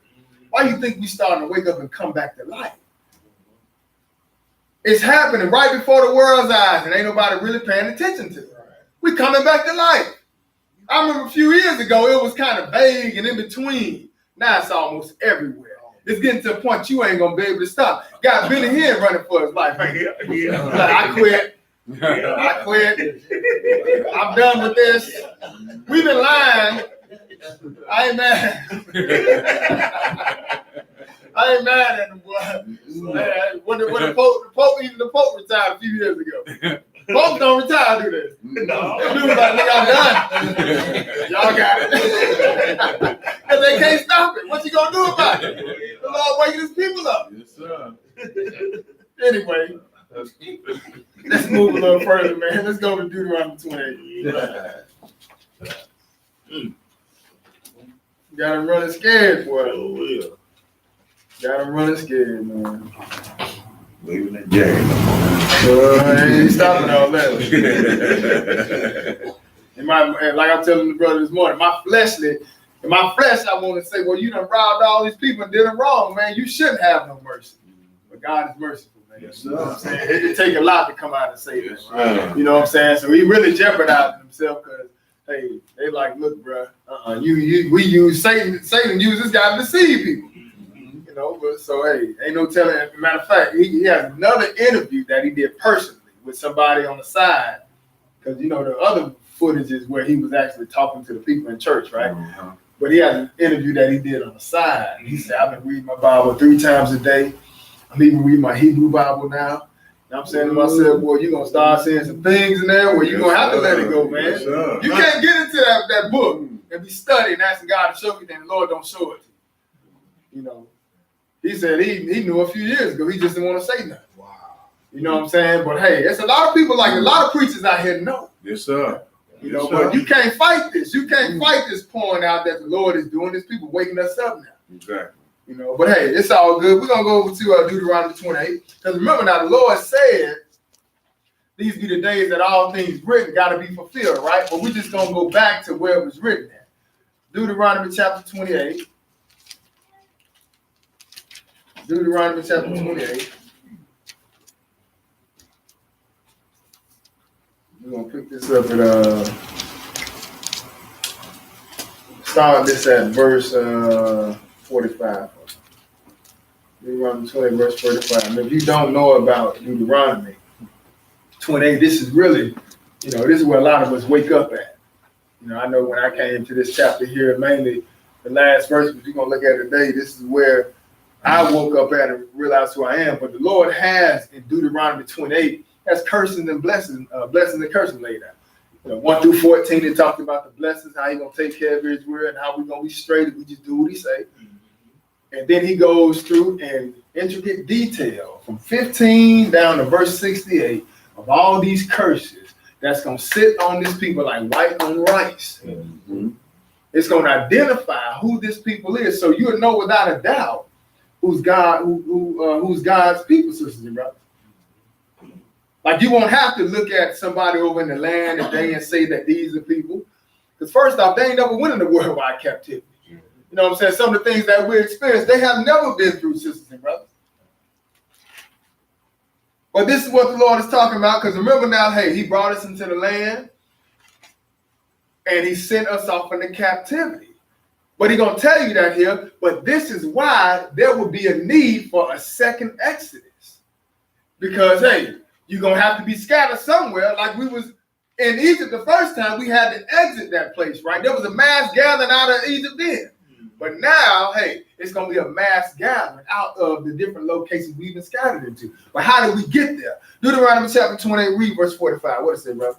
Moreover, all these curses shall come upon thee, and shall pursue thee, and overtake thee, till thou be destroyed. Because thou hearkenest not unto the voice of the Lord thy God, to keep his commandments and his statutes which he commanded thee. And they shall be upon thee for a sign and for a wonder, and upon thy seed forever. Because thou servest not the Lord thy God with joyfulness and with gladness of heart, for the abundance of all things. Right, but notice what it said though, right? He said it's going to be upon you for what? For a sign. For a sign and for a wonder. For how long? And upon thy seed forever. Right, and that's what's on us, sisters and brothers. It's on us as a sign and for a wonder. So look, you should better identify these people based on these curses that he got sitting on. They're going to be for upon thee for a sign and for a wonder, and upon thy seed forever for what? Because thou servest not the Lord thy God with joyfulness and with gladness of heart, for the abundance of all things. That's right, keep reading.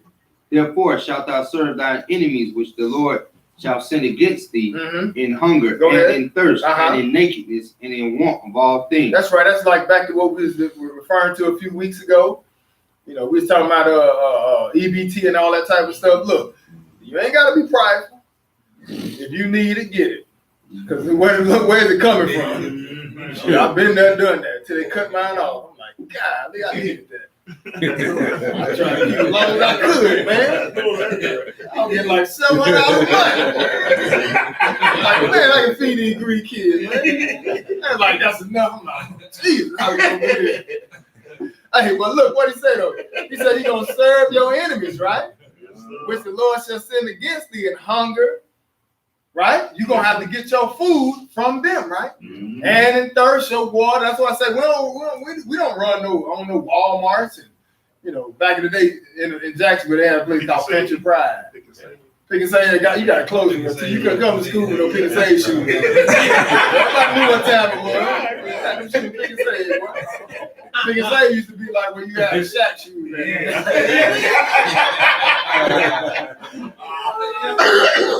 Couldn't be slick, boy. But look, we don't have that stuff. We don't have all these different stores. We don't have all this. I mean, we try to do the best we can, but for the most part, hey, the Lord gave it to the Gentile, and that's what we're gonna have to go get all our stuff. Didn't have to be this way though, but it ended up being this way because of our disobedience. This is a part of the curse. Therefore, thou shalt serve thy enemies, which the Lord shall send against thee in hunger and in thirst and in nakedness. That's the clothing also. Go ahead and read. What else? And in want of all things. Keep reading. And he shall put a yoke of iron upon thy neck until he have destroyed thee. Right, but look, not only did they do that physically, they used to put yokes of iron on your neck where you couldn't run as a slave. You know, you couldn't get away. But just think about the bondage mentally that we're upon. It's like we trying to get free, wondering why we can't get free. And I say it all the time. People like to say, well, we need to put black dollars together. That's impossible with a white man's face on the money. Not being racial or nothing like that. But how you going to do that? They came to Jesus and asked him about paying the taxes and stuff, didn't he? He said, who face on the money? Well, it belonged to him. Bring down the Caesar. What Caesar? So we're going to spend some black dollars. Man, stop. Yes, sir. What he said? Read 49 for me. The Lord shall bring a nation against thee from far, from the end of the earth, as swift as the eagle flies. A nation whose tongue thou shalt not understand. Right, this ain't talking about America either. It's just giving you an analogy or a description of how it's going to happen. That's all it is. We'll pick it up at verse 51. What does it say, brother? And he shall eat the fruit of thy cattle and the fruit of thy land until thou be destroyed. Right, so but taking it back to Jerusalem now, because remember now, hey, the Lord said this was going to happen. He said it's going to, there's coming a time where all the things that are written got to be fulfilled. So now we starting to see where he got this from. Because remember, Jesus, when he came on the scene, he did not have the New Testament. What he was reading out of, sisters and brothers, he was reading out of the Old Testament.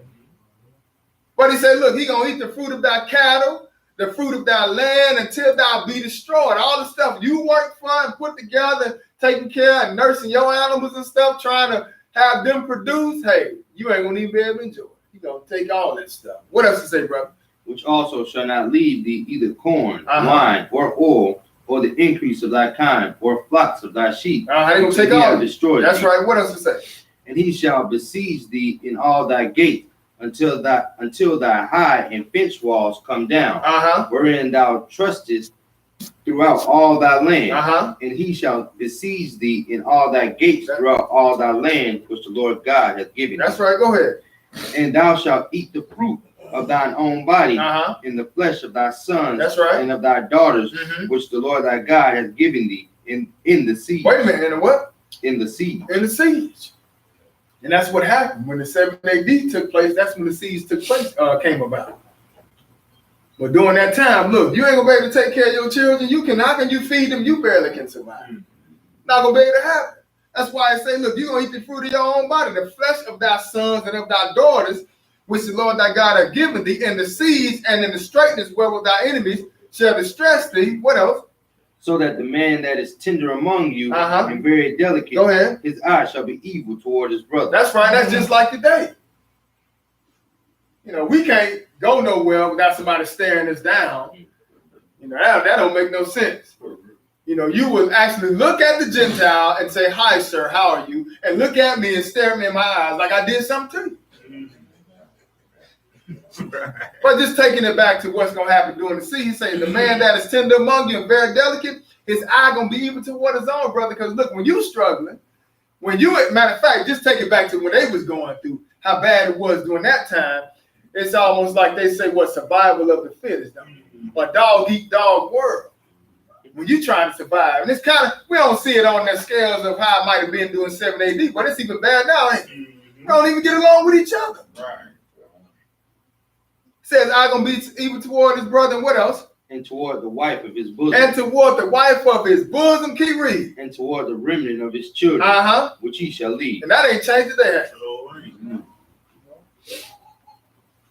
Verse 55, what it say? So that he will not give any of them of the flesh of his children, whom he shall eat. Right, because he can't even feed them. So he ain't giving them nothing. He can't even take care of them. So that he would not give to any of them of the flesh of his children whom he shall eat. Why he won't give them nothing? What it say? Because he has nothing left in the sea. Because he ain't got nothing. How can I feed you? The stuff that I should be giving you, I end up eating it myself. I can't give it to you. Because I ain't got nothing. I'm trying to survive. But that's what's going to happen during this time that Jesus was talking about. We're getting ready now to experience this captivity. That's what 7 AD is referring to, sisters and brothers. And that's what Jesus was talking about. Because he had nothing left in him in the siege. What else?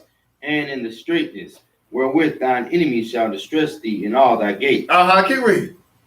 What does it say? What verse you at? 16. Skip down to verse 6 and then read that for me. Moreover, he will bring upon thee all the diseases of Egypt, which thou was afraid of, and they shall cleave unto thee. Look at that, though. Look at what the Lord is saying. All the stuff that was diseases that was in Egypt, I'm going to bring them upon you. And I'm also throw some stuff on you that, hey, that wasn't in Egypt either. That wasn't even there. Whatever come up new, you got it. AIDS, I'm throwing it on you. Different diseases they experiment on, guess who end up getting it? We do, though. That's why I said read 61. Also, every sickness and every plague which is not written in the book of this law, then will the Lord bring upon thee until thou be destroyed. But look at that, though. Like, we're getting cut off on every side. Why? Because we disobeyed God. We start serving all these other gods, and all we had to do is just be obedient, right? Remember, he said, look, I'm a jealous God. You provoke me to jealousy, I'm going to provoke you to jealousy. Verse 62, what does it say, brother? And ye shall be left few in number. Wait a minute, you're going to be the minority. He said you're going to be left few in number. Go ahead and read. Whereas you were as the stars of heaven for multitude, because thou wouldest not obey the voice of the Lord thy God. Go ahead, keep reading. And it shall come to pass that as the Lord rejoiced over you to do you good, and to multiply you, the Lord will rejoice over you to destroy you. That's sad. That's sad when you got the true living God rejoicing to destroy you as a people. You know, and all it takes for Israel is to turn back to God. That's all it takes. It's really that simple, sisters and brothers. You see what started, you can even see it in your own household when you start serving God. Yeah, you're going to have trouble. You're going to have strife. It starts like that. It starts like that with everybody. That's how you know you got the right doctrine. When everybody starts turning on you, you found it. However, if you hang in there, things start working itself out. God start working on your behalf, and things start getting easy. And you can see the Lord's hand. You see his mercy, how he's taking care of you. And situations you don't know how they came about, but the Lord is on your side, sisters and brothers. So just think, if we just start turning back to God, probably a lot less more funerals. If we come to church on a Sabbath day, you know what I'm saying? Learning how to keep the 10 Commandments with the start of it. You know, learning how not to eat unclean. Probably stop having all these diseases on our bodies and stuff like that. If we just turn a little bit, just start turning, you'll be able to see like some of the Lord's power, sisters and brothers. But hey, we turned against God. He said, I'm going to rejoice over you to do you bad, to destroy you. He said, look, I rejoiced over you to do you good, but now I'm going to rejoice over you to destroy you and to bring you to what? And to bring you to naught. And ye shall be plucked from off the land whither thou goest to possess it. Okay, so now you got to get out the land. Because remember now, it's called the second Exodus to the wilderness, then Jerusalem. But why is it a second? In order for it to be a second Exodus, that means we have to be scattered again, right? So, hey, the Lord telling you about it right here. He said, what? You're going to be plucked off the land. You're not going to make some arrangements for a boat to pull up on the shore, and you walk on the boat with some suitcases, and as the ship is leaving off, you waving out the window. Because that's what Edom was doing. It said you're going to be plucked off the land.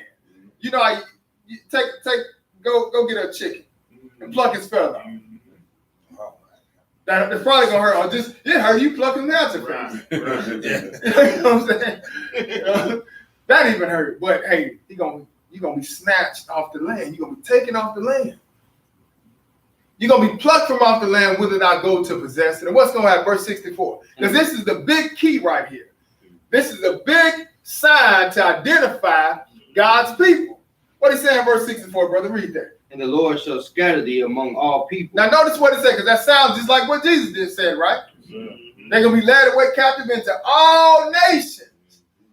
Right here he said what? The Lord going to scatter you among all people. What else? From the one end of the earth even unto the other. That's right. So from one end of the earth even unto the other. So we're going to be scattered throughout this whole world. What else to say, brother? And there thou shalt serve other gods, which neither thou nor thy fathers have known, even wood and stone. That's right. So when you get there, you're going to start worshiping all these other gods. That's why you got all these brothers want to make their a voyage to Mecca before they die to kiss this cobblestone.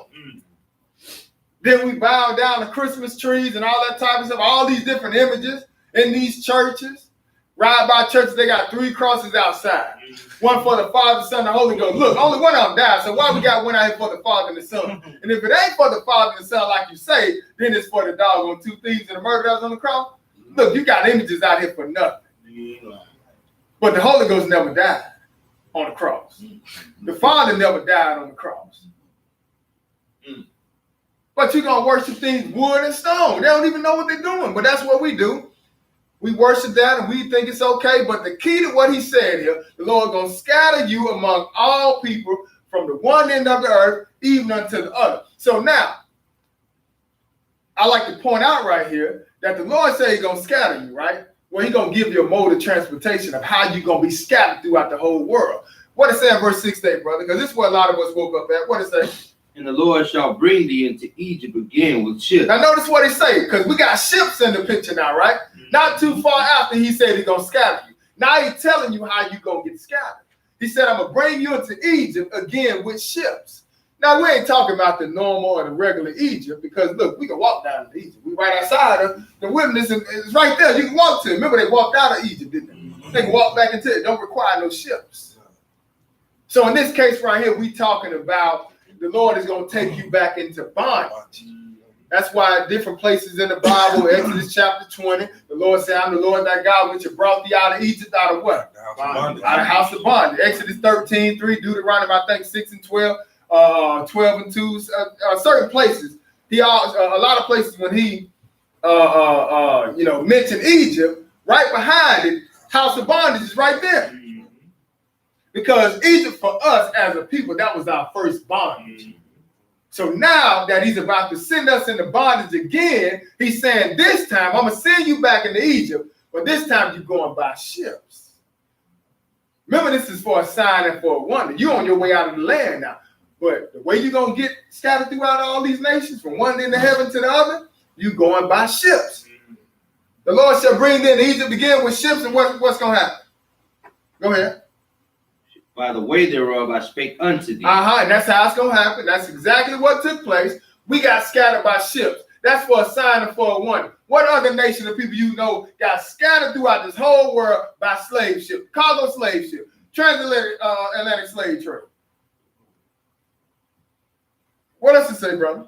Thou shalt see it no more again. And they got these other Bibles. Listen, don't read them junk Bibles, garbage Bibles. Talking about you gonna sell yourselves and ain't nobody gonna buy you. That's a lie. The KJV say what? You gonna be sold unto your enemies, right? Mm-hmm. It ain't say you gonna sell yourself. That don't make sense. Kanye read it. He said what? You ain't gonna see the land again, and you're gonna be sold unto your enemies. So the first thing that's gonna happen is what? You're gonna be sold, right? Right. Now, before we can get to the end of the verse, we have to understand that something has to take place first. You're going to be sold. Now what it say, brother? Unto your enemies, bond men and bond women. So you're going to be sold to your enemies, not your friends. That's why I like to point out when we came here or got scattered throughout the world as slaves, it was for a punishment. And it's all our fault because you look at this Deuteronomy 28 here. Hey, the Lord he laid the blessings out there for us, didn't he? Mm-hmm. Okay, you don't want to abide by the blessings? Well, you got these curses that's going to sit on top of you. Mm-hmm. But look, he said you're going to be sold into your enemies for bondmen. That's a male slave. And what else? And bond women. And no man shall buy you. And that's a female slave, bond woman. But he said what? Ain't nobody going to buy you. In other words, ain't nobody going to set you free. I don't care what y'all do. I don't care about Marcus Garvey. I don't care about Nat Turner. I don't care about Martin Luther King. I don't care about Malcolm X. I don't care about these false preachers that are telling you it's your season or there's a shift coming. I seen Jakes yesterday talking about that. There's a shift coming. There's a shift coming. Matter of fact, switch places with your neighbor. There's a shift coming. I said, yeah, there is a shift coming. You about to work night shift. That's what you about to work. The only shift that's coming.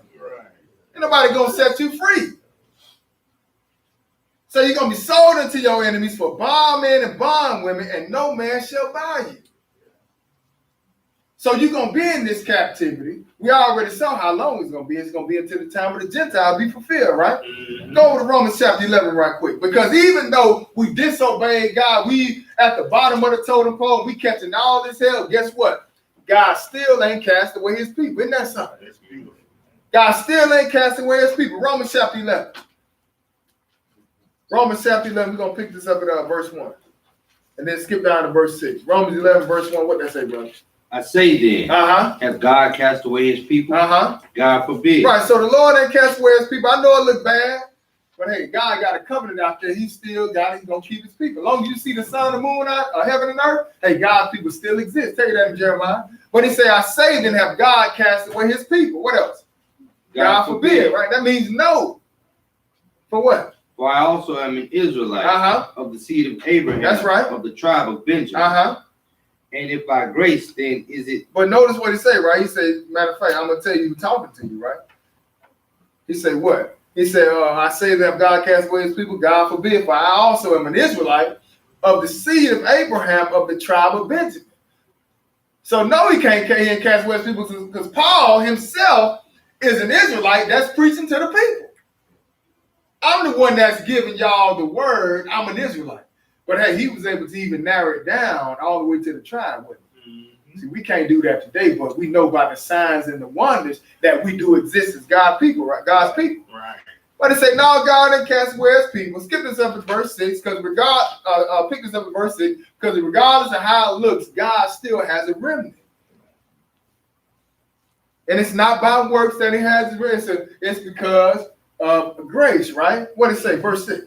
And if by grace, then is it no more of works. Uh-huh. Otherwise, grace is no more grace. Mm-hmm. But if it be of works, then it is no more grace. Uh-huh. Otherwise, work is no more work. Right. So look, in other words, what he's saying is, if it's by grace, then it's not works that God that the Lord has saved his people, that there's a remnant hanging around. It's by grace, sisters and brothers. Works ain't got nothing to do with it. That's what he was trying to explain to the Gentiles. Because remember, like I told you, it all started in Acts. Yep. When they were saying that in order for you to be saved, you need to keep the law of Moses and be circumcised.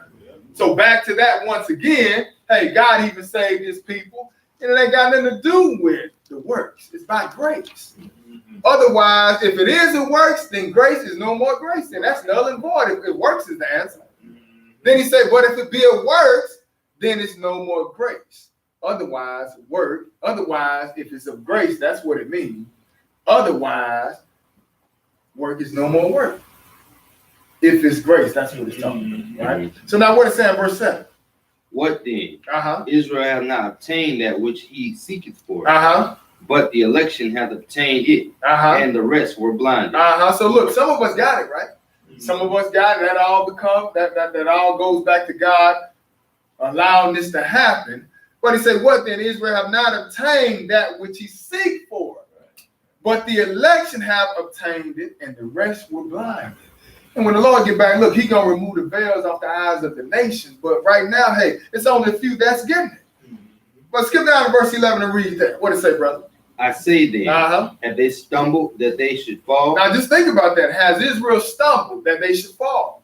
Are we in this position that we should, Lord trying to just keep us down, or we ain't gonna never have a shot at salvation? That's why I asked the question. But Paul is a very smart and intelligent writer, because look, you notice what his question is. He's actually the question. He's gonna turn right around and answer it as this thought is forming in your mind.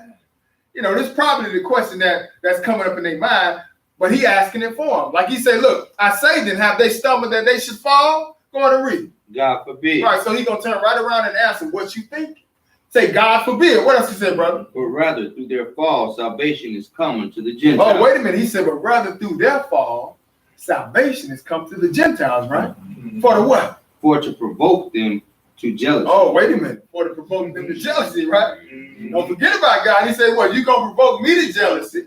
I'm gonna provoke you to jealousy with a foolish nation. Yep. That's why I told you, look, we serve a God of conditions, right? So he said, look, now I say then, have they stumbled that they should fall? God forbid. But rather through their fall, salvation is come unto the Gentiles for to provoke them to jealousy. What else to say, brother? 16, I'm sorry. Skip down to verse. Y'all can read the rest on your own. What is that, verse 16? For if the first fruit be holy, the lump is also holy. And if the root be holy, so are the branches. That's right. So think about this, sisters and brothers. Look, if the first fruit is holy, being Jesus himself, then the lump is holy. Talking about his people. Then it says, and if the root be holy, so are the branches. So look, God ain't cast away his people. Like we're a part of that. We're a part of this tree naturally. Go on and read. What else? And if some of the branches be broken off, and thou being a wild olive tree, were grafted in among them, and with them partaketh of the root, the fatness of the olive tree, boast not against the branches. But if thou boast, thou bearest not the root, but the root deep. Now look, so we're in a time right now today where the Roman Catholic Church, they consider themselves the mother church, but that is headed by Gentiles. Now Paul is writing this to Gentiles in this particular case here, addressing Gentiles and letting them know that Israel is God's people. Now Israel is naturally a part of this tree, right? What happened is we fell off. God cast us off, right? However, the Lord is not, he got a covenant with Abraham, so he can't ignore that covenant. He got to take us back, right? So by him having to take these natural branches back, that also opens up the door for people that are not a part of this tree. However, if I allow you to be a part of this tree, and naturally you're not a part of it, but my people Israel are naturally a part of this tree, once I bring you in, stranger or Gentile, don't start talking noise to my people. And don't start getting puffed up, thinking that you have the right over them just because I let you in. And that's what Paul is saying here. That's why he says here, and if some of the branches be broken off, and thou, you stranger, being a wild olive tree, will graft in among them, like you were sown into the tree. You were sown in among Israel, right? Mm-hmm. And with them partakers of the root and fatness of the olive tree, he say, boast not against the branches. Mm-hmm. But if thou boast, remember, you don't bear the root, but the root thee. That's what he was saying to them, making sure they understand and realize. Don't forget now, don't get puffed up. Mm-hmm. That's kind of like what we had going on here a few months ago. People getting puffed up, want to take the position of Israel. And I love the brother and stuff like that, love his family, but I wasn't going to allow that to happen because I understand what it said in Ezekiel 44. I understand how the Lord was upset about Israel giving their position off to somebody else. The Lord was like, look, when I get back, the stranger uncircumcised in heart or in flesh ain't going to enter in my sanctuary. And Levi, you going to get back on the job. You ain't going to have these people doing what y'all supposed to be doing no more. Right. So that let me know if that pissed God off about that, why would I turn around and allow that to happen here? That's why I was saying earlier today, I look at this thing like $1 million organ, way bigger than that. You can't put no price on God's ministry. So I don't play with it. I'm not going to play with it. I'll fool around with y'all before class. One class start, all that's out the window. I don't play with this right here, for real. So we're not going to sit up here and have nobody coming up here. I don't care how long they've been here. If you ain't of Israel, you're not getting behind this pulpit and lead no congregation. It don't work like that. God gave it to the children of Israel. You would have to fuss with God about that. Not Brother Nate. Don't fuss at me about it. I'm just doing what he say, because if I don't do what he say, I got to worry about my house being taken down. You understand what I'm saying? Mm-hmm. But that's what Paul let them know. Look, don't start getting puffed up now. Boast not against the branches, but if thou boast, thou bear not the root, but the root thee. Verse 19, what he say? Thou will say then, the branches were broken off, that I might be grafted in. Right, but notice what Paul is saying. He's already calling them out. He said, well, what your mindset is this. You gonna say that they were broken off that I might be grafted in. That ain't why the Lord kicked Israel out so he could bring other nations in on purpose. Israel dropped the ball, but he got to bring Israel back. So since he gonna show Israel some mercy, I'm gonna show y'all some mercy as well. But he didn't originally kick them out so he can slide them in. That's what Paul said. He said, you gonna say then the branches were broken off that I might be grafted in. What else he say, brother? Well, remind me of Elijah. He said, well, not quite. Because of unbelief, they were broken off, right? What else he say, brother? And thou standest by faith. And you get in by faith. But they got taken out because of unbelief. Mm-hmm. You got put in because of faith. Right. Go on and read. What else? Be not high-minded, but fear. Right, but don't get puffed up. Don't get high-minded now. But you need to move accordingly with fear. Keep reading. For if God spared not the natural branches, take heed lest he also spare not thee. That's right, because just like he kicked his own people, he'll kick you out too now. Mm-hmm. But he said what? Verse 22. Behold, therefore, the goodness and severity of God. Pay attention to the mercy of God and the severity. Behold, therefore, the goodness and severity of God on them which fell what? Which fell severity. Hey, some bad things happen to us, right? He said on them which fell severity, but toward thee what? But toward thee goodness. Right, but pay attention to both of them, right? Pay attention to the severity that God has, and also pay attention to the goodness that he has. People always like to say God is good. God is good. God is severe too. He will punish you. He will kill you. But Paul said what? Behold, therefore, the goodness and severity of God. on them which fail severity, but toward thee goodness, if thou what? If thou continue in his goodness. Keep reading. Otherwise, thou also shalt be cut off. Go ahead. And they also, if they abide not still in unbelief, shall be grafted in. Right. So hey, the Lord still ain't cut us off, did he? He say what? If they still abide not, he say they also, if they abide not still in unbelief, he'll bring us back. Right? So he ain't cast away as people. Keep reading them.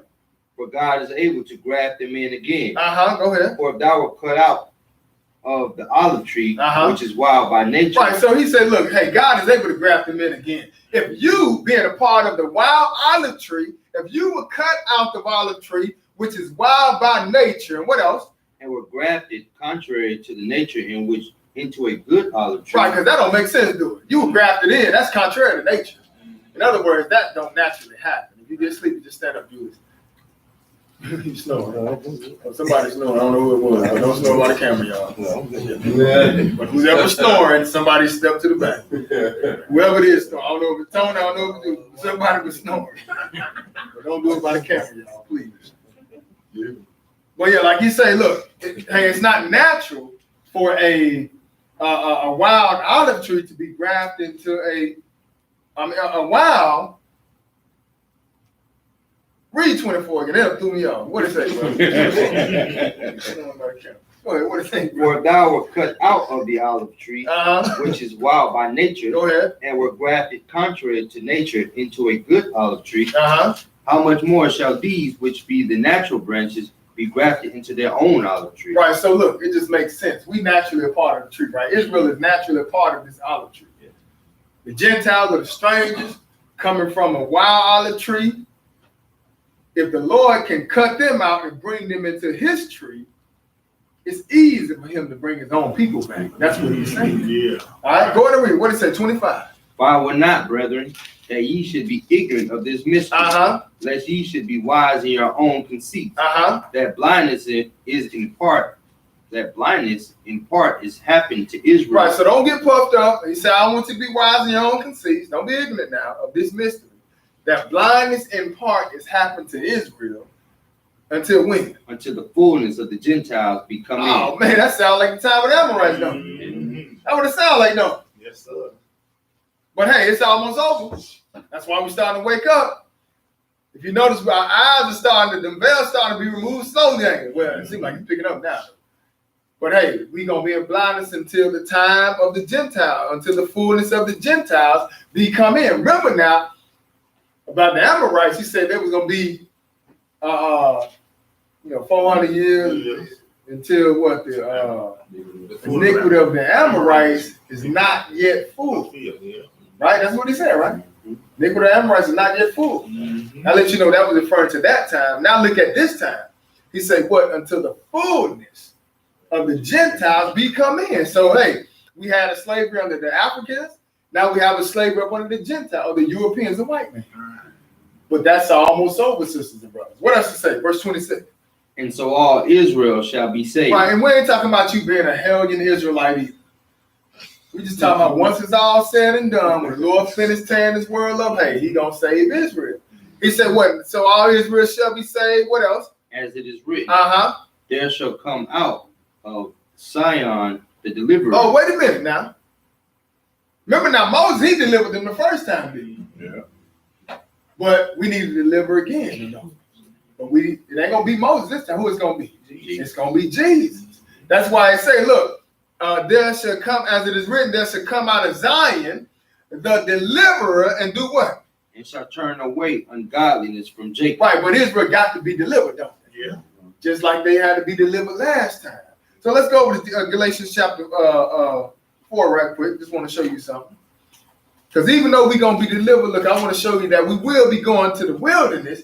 But hey, that's not that stopping place. We're not stopping in the wilderness. Hey, I'm sorry, that's a stopping point, but that won't be that resting place.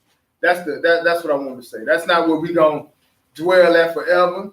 That's just going to be that stopping point where the Lord going to work some things out. He's going to put that law out there, sort all this stuff out, and then, hey, we're going into the promised land. Galatians, we're going to pick this up at at verse 4. Chapter 4. Galatians chapter 4, pick this up at verse 22. What did it say, bro? For it is written that Abraham had two sons, that one by a handmaiden, The one. by a bondmaid, the other by a free woman. Okay, so now, y'all know the story, Abraham, Sarah, and Hagar, right? Okay, so that's what it's referring to. It says, for it is written that Abraham had two sons, the one by a bondmaid, the other by a free woman. So the bondmaid in this case will be who? Hagar, right? The free woman is who? Sarah, right? Okay, y'all get that so far, right? All right, so now let's go to verse 23. What it say? But he who was of the bondwoman was born after the flesh. Right, so who is the he that was of the bond? Ishmael. Ishmael, right? All right, so he was born after the flesh. In other words, first off, that was something they concocted. Right. You understand? But it wasn't no covenant, nothing like that made with Ishmael. That was something they did. Because they, I guess the faith wasn't strong enough at that time. So they was like, well, you just take my handmaid. That's what Sarah said, right? But Ishmael, who came from that relationship between Abraham and Hagar, he was born after the flesh. What did it say? Keep reading. But he of the free woman was born by promise. And who was that came from the free woman? The free woman in this case being Sarah. Who was it? Isaac. Isaac, who came from Sarah. She's a free woman. She wasn't in bondage. Hagar was in bondage. She was Sarah's handmaid. What did it say in verse 24? Which things are an allegory. For these are the two covenants. The one from the Mount of Sinai, which gendereth to bondage, which is Hagar. Okay, now check this out. Okay, because you got some people out here saying that. You got some people saying that, like Ray Hagan and all that. He said when you see allegory, he say, he asks his people, he say, you know what allegory means? It means it didn't happen. Look, you look up allegory, it's an example. Yeah. That's what allegory means. Okay? So it says, which things are an allegory, talking about Sarah and Hagar. Okay? Also, Ishmael and Isaac. These things are an allegory or an example, right? So like he said, which things are an allegory? For these are the two covenants, right? We got two covenants. He say, the one from the Mount Sinai, which gendered to bondage, which is Hagar, right? Now think about it. You may say, well, why is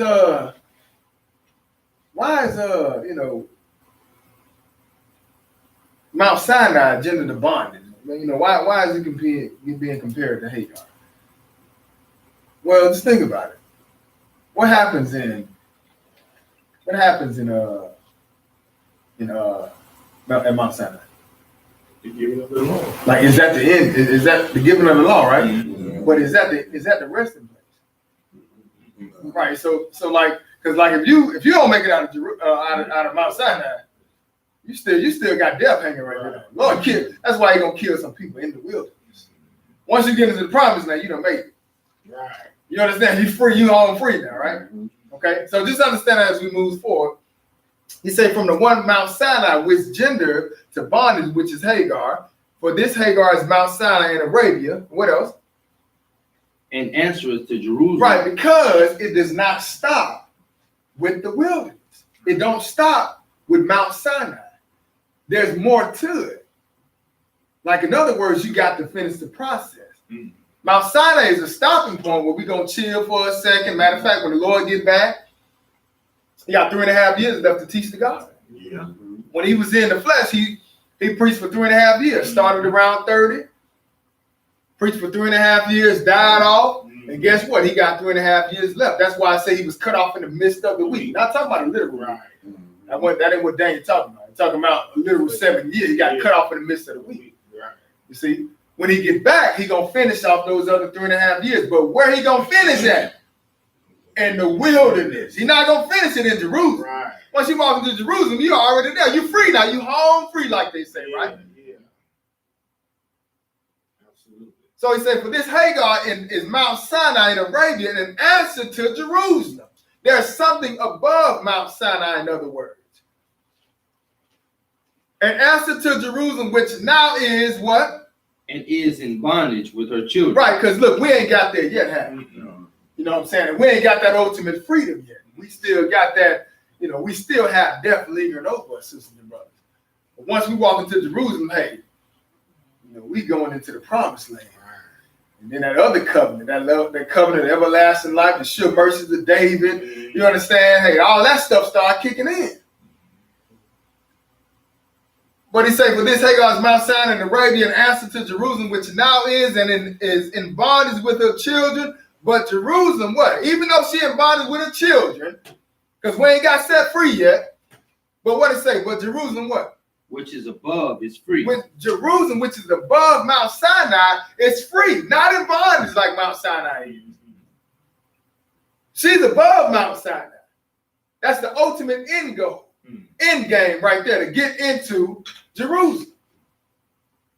We ain't got there yet though, but once we get there, hey, it's over with. But hey, just showing you really the end result. Hey, Jerusalem is above Mount Sinai. That is not the place where it's going to end. It's going to end once you walk into the promised land. But Jerusalem, which is above, talking about above Mount Sinai, is free, which is what? Which is the mother of us all. Right, that's what we all trying to get to. But just to show you, look, that's where you got to go to. That's why it's called the second Exodus to where? The wilderness and then Jerusalem. Because once you get there, hey, you're free as a bird. Like I was saying in elementary school, you done. Hey, we made it. But let's move a little further. Y'all gotta see. Isaiah chapter 11. Isaiah chapter 11. I'm going to say that in school all day.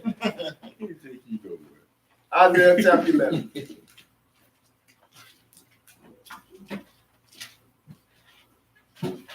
Isaiah chapter 11.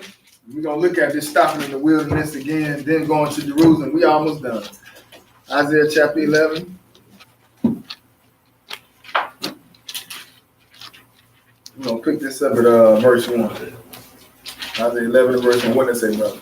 And there shall come forth a rod out of the stem of Jesse, Uh-huh. and a branch shall grow out of his roots, Mm-hmm. and the Spirit of the Lord shall rest upon him. Right, that's just talking about Jesus. They're going to come out forth out of a rod, out of the stem of Jesse. That's David's father. And a branch shall grow out of his roots, and the Spirit of the Lord shall rest upon him, right? The spirit of wisdom and understanding. What else? The Spirit of counsel and might, Mm-hmm. the Spirit of knowledge and of the fear of the Lord, Mm-hmm. and shall make him of quick understanding in the fear of the Lord. That's right. From a child, he's going to have understanding. That's why I say going to have a quick understanding. Unlike a normal child, hey, they may have to be taught a few times not to touch a hot stove. You know, you look at kids nowadays, hey, they out the gate. They know when they're doing something wrong, don't they? If they lying, they know at 1 year old. They know at 9 months old, 10 months old, they know how to lie. You know how I know? Because when they take a dump, they try to go hide. You sitting off in the corner. You be looking, where they at? They hide in the corner. Hey, but you ain't got to worry about the Lord doing. They say, well, he's going to be of a quick understanding. Go ahead and read what else?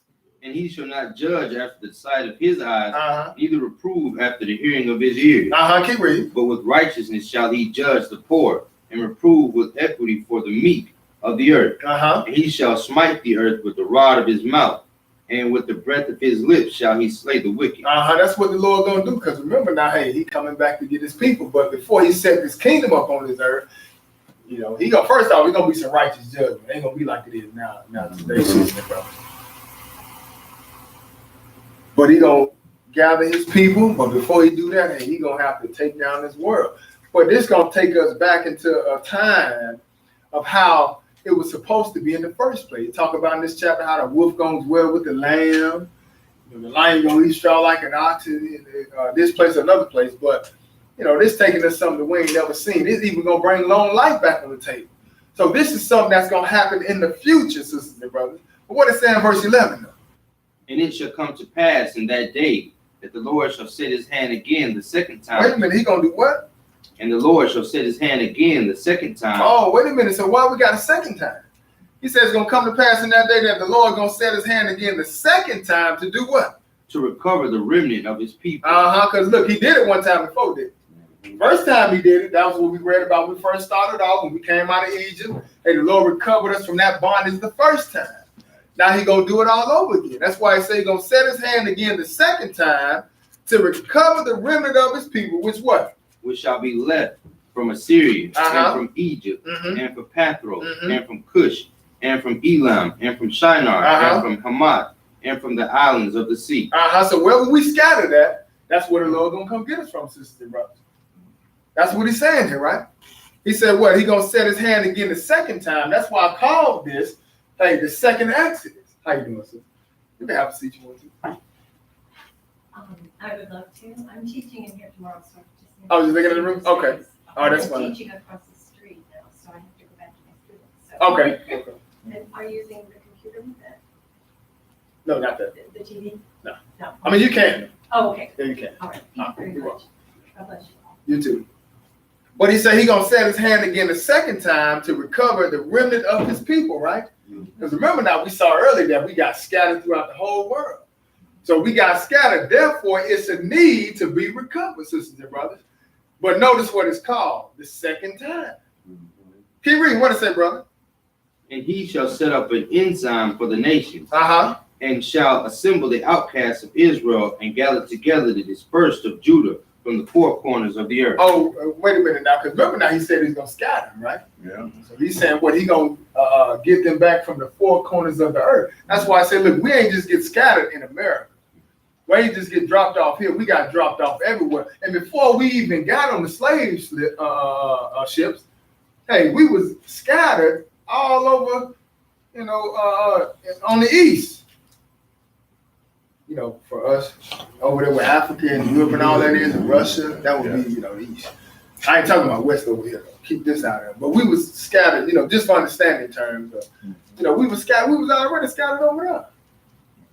Well, Mesopotamia and all that before we even came over here. So we need to be gathered from everywhere. China, they got black people over there, treated the same way. Russia, black people over there. You wouldn't believe it, but hey, that's what the Lord said gonna happen there. That's why it still always amazed me. Like I just tell y'all how they got this big push to send Mexicans back to Mexico. Why they ain't pushing to send us back nowhere? Because you're the slave and God gonna deliver us. So sit tight. Just hold on, because Lord gonna get us out of it. Remember, he said nobody gonna buy you, right? I mean, ain't nobody gonna free you. And whether you like it or not, you still a slave. People like to say, well, I ain't no slave. Look, like I tell people, if master happy, we happy. Once master gets sick, believe me, we all get sick. But you still a slave. Yeah. But the Lord gonna set us free. That's why he says what he gonna gather us from Assyria, from Egypt, from Pathros, from Cush, Elam, and from Shinar, from Hamath, and from the islands of the sea. These are all the places outside of over there where we, Israel, all these places along the islands where we had America, one of them, hey, that's where God gonna get us from. Don't let nobody tell you that God ain't coming to America, because that's what they teach in GOCC, that God ain't coming to America. Wow. They say the wilderness is South America. Like, goodness gracious, he just told you Mount Sinai in Arabia. Didn't it say that in the Galatians? So you got to be careful. But what he said in verse 12, he going to do what? And he shall set up an ensign for the nation, Uh-huh. and shall assemble the outcasts of Israel, Oh, he going to assemble the outcasts of Israel. Keep reading. and gather together the dispersed of Judah from Uh-huh. the four corners of the earth. Oh, that's what he going to do, though. He going to gather the dispersed of Judah from where? The four corners of the earth. Because that's where we've been scattered at, sisters and brothers. But it's going to happen again. It's not going to be like just coming out of Egypt, though. I mean, it's going to be deliverance like that. But this time it's going to be Jesus on the scene. And this time we are everywhere this time. So it's going to be a bigger event, a bigger miracle than the one we talk about every year. When we keep the Passover, we bring that into remembrance now. About how the Lord passed over that you put the blood in your doorpost. He passed over their house that night, didn't he? I mean, we talk about that. We passed over that house, but that actually pointing, that was pointing to him passing over you and giving you a chance at life. But the point is, that's what we talk about every year. We keep the feast of Passover, don't we? Going to unleavened bread. However, hey, when the Lord get back and he finished doing this, that right there, when he split that Red Sea, that's going to be a thing of the past. We're going to read that. But now let's move a little further. Going to Jeremiah chapter 31. We're almost done here. Jeremiah 31.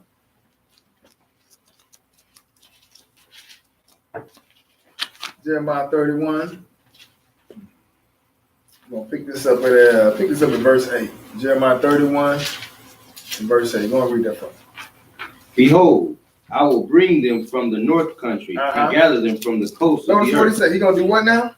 I will bring them from the north country and gather them from the coast of the earth. Mm-hmm. And with them the blind and the lame and the woman with child and her that travaileth with child together. A great company shall return thither. Right, but notice what the Lord is talking about though.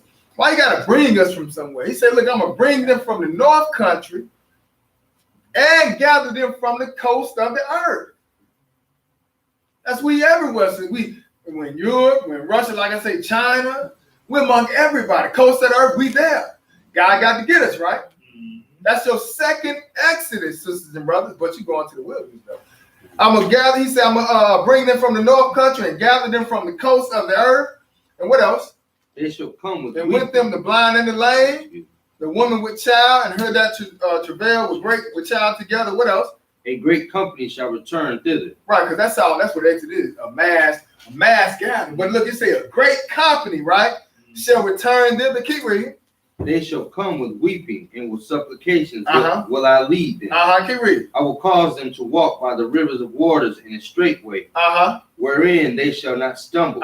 Keep reading. For I am a father to Israel, and Ephraim is my firstborn. That's right. So hey, he like it. Sometimes he say Ephraim, he still referring to the whole family. But he said, well, that's my firstborn. I'm not gonna forget them. I'm not gonna leave them out there like that. I'm gonna get them. What he say in verse 10, bro? Hear the word of the Lord, O ye nations, and declare it in the isles afar off. Keep and reading. say, he that scattereth Israel will gather them, and keep him as a shepherd doth his flock. That's right. But he said, let the world know now. He said, hear the word of the Lord, O ye nations, and declare it in the isles afar off. That's where we at. Let everybody know this though, right? And say, he that scattered Israel, because remember we saw in Deuteronomy, he said he's going to scatter them. But he said, look, let them know the one that scattered Israel, which is Jesus, not Moses this time, right? Moses did it last time. But it's going to be Jesus himself. This is the one that's going to buy you out of this captivity.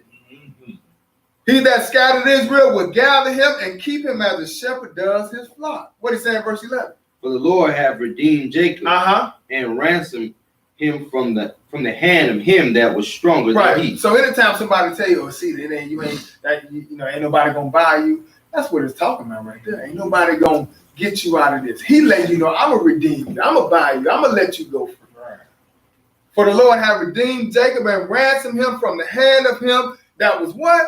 That was stronger than he. Right, so you see why we ain't got no power? Like this ain't no lesson about black power and all that. Listen, I'll be a foodie preacher or something like that. Because I know where our power comes from. But do you understand why we can't get ahead, sisters and brothers? Our power is in God. But to pay attention though, he said what? The Lord is going to redeem us, redeem Jacob, and ransom him from the hand of him that was stronger than he. So hey, it's like God got us in a position, just like it was back then in the previous Egypt. They couldn't do nothing back then, could they? God had to come down and get them out of that mess. God gonna have to come down and get us out of this right now. That's it on that? Verse 12, man. Yeah, that's it. Okay, Ezekiel chapter 20. Let's go look at that right quick. We almost done. Ezekiel chapter 20. Ezekiel chapter 20. We're going to pick this up at verse 33. Because now, hey, the Lord delivering us, and let's see where he's going to take us back to. He's going to take us right back into that wilderness. Ezekiel chapter 20. Pick this up at verse 33. When you get it, go and read that for me. As I live, saith the Lord God, surely with a mighty hand and with a stretched out arm and with fury poured out will I rule over you. Keep reading. And I will bring you out from the people and will gather you out of the country where you are scattered. Where you are scattered, right? So look what the Lord is saying, though, right? First and foremost, he said, look, with a mighty hand, with a stretched out arm, with fear poured out, will I rule over you, right? Then he let you know, hey, I'm going to bring you out from the people and will gather you out of the countries wherein ye are scattered, right? But hey, we talking about a gathering. But the Lord going to do the gathering. The Lord going to do the rescue and the saving this time. Go ahead and read. What else? with a mighty hand and with the stretched out arm and with fury poured out. That's right, keep reading. And I will bring you into the wilderness of the people, and there will I plead with you face to face. So what did he say, John? He said, I'm going to take you into Jerusalem. No, and I will bring you into the wilderness of the people. But you see that, right? Where the Lord going to take you at? Where he say he going to take you? And I will bring you into the wilderness of the people. Wilderness of the people. Why is he saying the wilderness of the people? Because, hey, that identifies with God's people, the wilderness. He said, well, I'm going to bring you into the wilderness of the people, and what's going to happen? And there will I plead with you face to face. Right, see, Moses ain't going to be there this time to plead, do the plead. Jesus is going to plead with us face to face in that wilderness. Hopefully we make this first resurrection. We be immortals at this time. That's what we shooting for. You know, but we just talk about the nation as a whole. Look, they got to go to the wilderness. That's what's going to happen. Say, I'm going to plead with you face to face. What else? Like as I pleaded with your fathers in the wilderness. Oh, notice what he did, though. He took it back to an example, didn't he? Took it back to something that took place before and let you know I'm going to do the same thing again. That's why I say, like as I pleaded with your fathers in the wilderness of the land of Egypt. So what? So will I plead with you, saith the Lord God. Keep reading. And I will cause you to pass under the rod. And I will bring you into the bond of the covenant. And I will purge out from you among you the rebels. That's right. So notice what he said, though, right? He said, I'm going to cause you to pass under the rod, and I'm going to bring you into the bond of the covenant, right? So that means, look, that's still, once you get there, you ain't automatically in. You got to come into this covenant, right? That's why we coming into it now. With our baptism, while we have an opportunity, we come into the covenant now. Because we're trying to make this first resurrection. But guess what? It don't stop. I mean, like I said, you ain't automatically got a shot into the kingdom because you can possibly die in the wilderness. You're still in bondage out there. Once you get into Jerusalem, you're free now, right? Right. That's why I say, look, and I will purge out from you among the rebels, because there's going to be some people still, trying to hold on to the barbecue grills with that pig. You just can't let it go. Still like catfish. Just think about it. You've been in America 400 years, or you've been over here some time. You grew up here, tradition passed down. Lord, bring you out to the desert. And don't say it can't happen, because Israel was tripping over the doggone quails. Yeah. They was like, well, shoot, we was in Egypt. We had leeks, we had millions, we had onions. They was like, man, I had some pork chops, we had shrimp. I was like, man, kill it. So we're going to knock them off. He said, what, I'm going to purge out from among you the rebels. You won't believe it. People still don't rebel. What does he say, brother? And them that transgress against me, keep reading. I will bring them forth out of the country where they sojourn. I'm going to bring them out from the country where they sojourn, and he's going to knock them off right there in the wilderness. Because notice what the next piece of that said. Read that. And they shall not enter into the land of Israel. And they ain't getting into the land of Israel. That's why I told you, look, there's a process to this. It's going to be the wilderness first, and then you walk into that land. If we be so blessed to make it, sister. But he said, I'm going to bring them forth out of the country where they sojourn. Here it is, the Lord going to set us free. Set Israel free, and some people going to die in the wilderness. They should not enter into the land of Israel, and what happened? You should know that I'm the Lord. Let's go a little further. Let's go to Isaiah chapter 60. Isaiah chapter 60.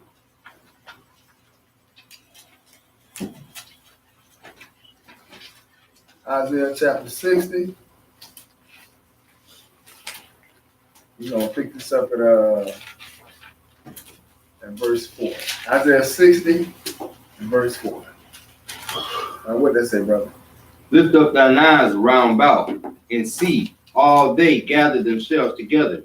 They come to thee. Thy son shall come from far, and thy daughter shall be nursed at thy side. You ain't got to worry about somebody else taking off your children like you did last time, stealing the kids or taking them from you. Hey, they're going to be nursed at your side. But notice what he say, lift up thy eyes round about and see, all they gather themselves together. They shall come to thee, talking about the nation. Because that's what's going to end up happening. They're going to be coming to the light. That's what I tell you around verse 3. They shall come to thee, thy son shall come from far, and thy daughter shall be nursed at thy side. Verse 5. Then thou shalt see and flow together, and thine heart shall fear and be enlarged, because the abundance of the sea shall be converted unto thee. Keep reading. The forces of the Gentiles shall come unto thee. Wait a minute. You remember last time Israel came out of Egypt? You know, and all that stuff. They came out with gold and all that type of stuff. Hey, the same thing gonna happen. The forces of the Gentile, hey, they gonna come unto us, sisters and brothers. They powers and stuff like that. Hey, all that stuff gonna be for Israel. You watch. The Lord gonna change everything around.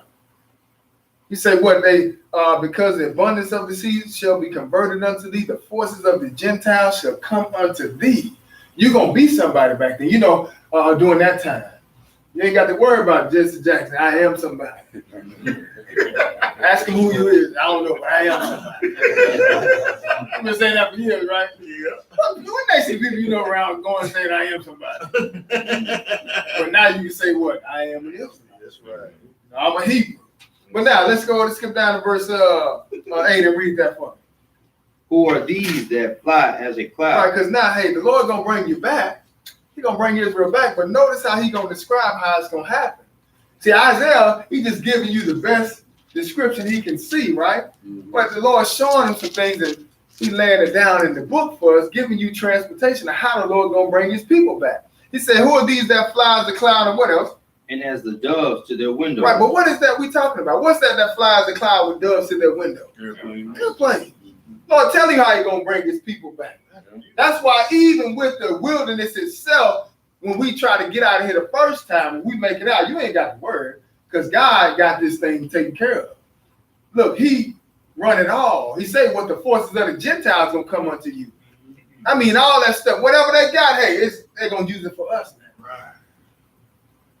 Then he turned around and said, who are these that fly the cloud with doves to their window? Only thing you see get down like that is airplane. Now move through the sky like that. And then right after that, just in case you doubt that it's transportation, he gonna hit you with it in verse 9. What it say? Surely the owl shall wait for you. And the ships of Tarshish first, to bring thy sons from far. Oh, wait a minute. Then he turned right around and say some ships gonna be bringing you from afar. And we ain't talking about, you know, like they said, well, you know, you got over here on the good ship Jesus. Well, I like to imagine us going back on the Carnival Cruise Line. Or, you know, or what's the Royal Caribbean and stuff, them nice cruise ships they got. I just think to myself, y'all getting all this stuff all made up and making money now, but y'all don't know. Y'all gonna be using it for that for us. That's what's up. Because we ain't going back in no wooden ship at the bottom this time. Just imagine that. We like the Lord tell you, he ain't even letting the nations come up and bring Israel up. I mean, come up unless they got Israel. They're gonna bring them up as a sacrifice, holy unto the Lord. So look, we're gonna have to go in style. You know what I'm saying? We're gonna have to go in something looking tight, boy. I can't see no wooden ship. They don't even exist no more. But you see a lot of them cruise ships, don't you? So hey, when I think about that, I just think about those right there, boy. He says, surely the owl shall wait for me in the ships of Tarshish first to bring thy sons from far. What else? Their silver and their gold with them. How you gonna get some silver and gold though? This stuff we got on, this ain't this ain't the stuff from Africa, the diamonds they fighting and stuff over. But where we gonna get it? How it's gonna happen? Because look, hey, the Lord's gonna switch everything up like he did with Egypt. They came out with silver and gold. That's how they made a molten calf. Hey, the second time around, the same thing gonna happen, sisters and brothers. To bring thy sons from far, their silver and their gold with them. Keep reading. Unto the name of the Lord thy God, and to the Holy One of Israel, because he hath glorified thee. Hey, things about to change. Let's flip over to Isaiah 23.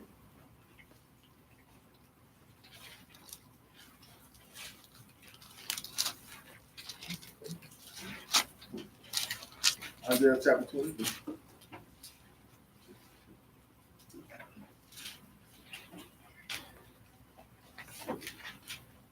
Pick us up at verse 14.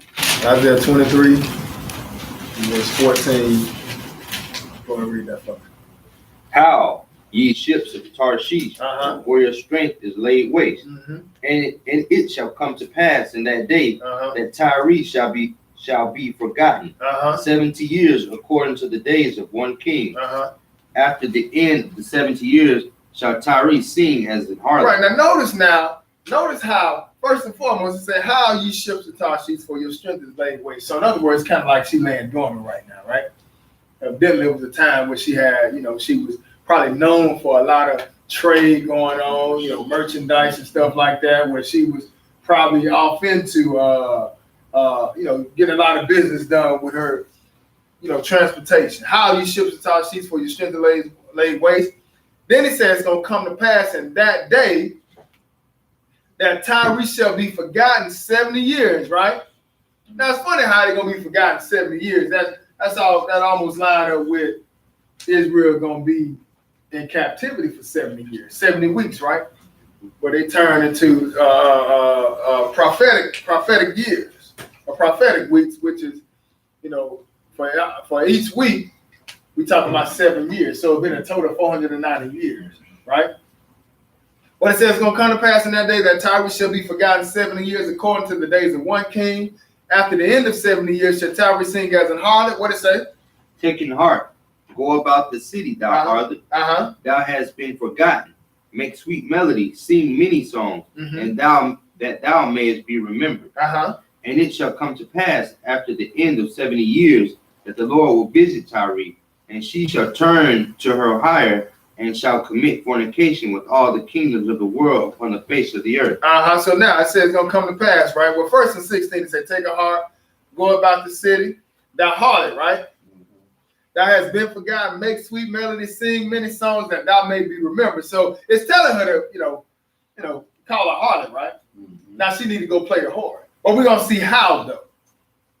It's going to come to pass after the end of 70 years that the Lord will visit Tyre and shall turn to her hire, right? She gonna go back into business after these 70 years are up. Whatever she was doing before, she gonna go back to doing this at the end of 70 years, right? What it say? She gonna do what? And shall commit fornication. Oh, wait a minute. She gonna commit fornication, right? But we ain't talking about physically, laying down with kings and stuff like that. In other words, if she's in some type of business, well, you need to go ahead and start bringing this business back, because I need you to do something.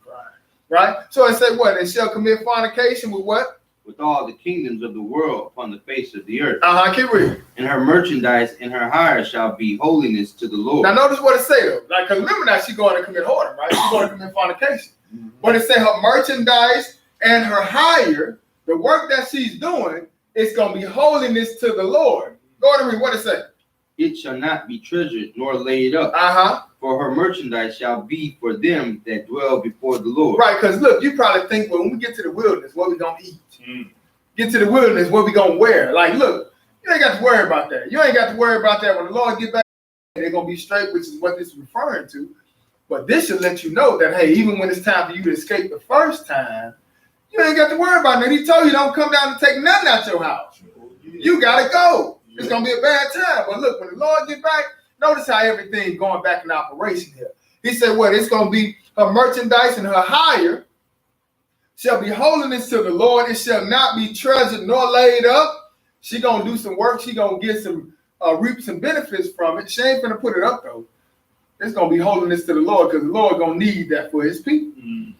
It ain't going to be treasured nor laid up, for her merchandise shall be for them that dwell before the Lord to do what? To eat sufficiently and for durable clothes. Oh, wait a minute. So the Lord gonna provide them with clothes too? You ain't got to worry about nothing. That's what's up.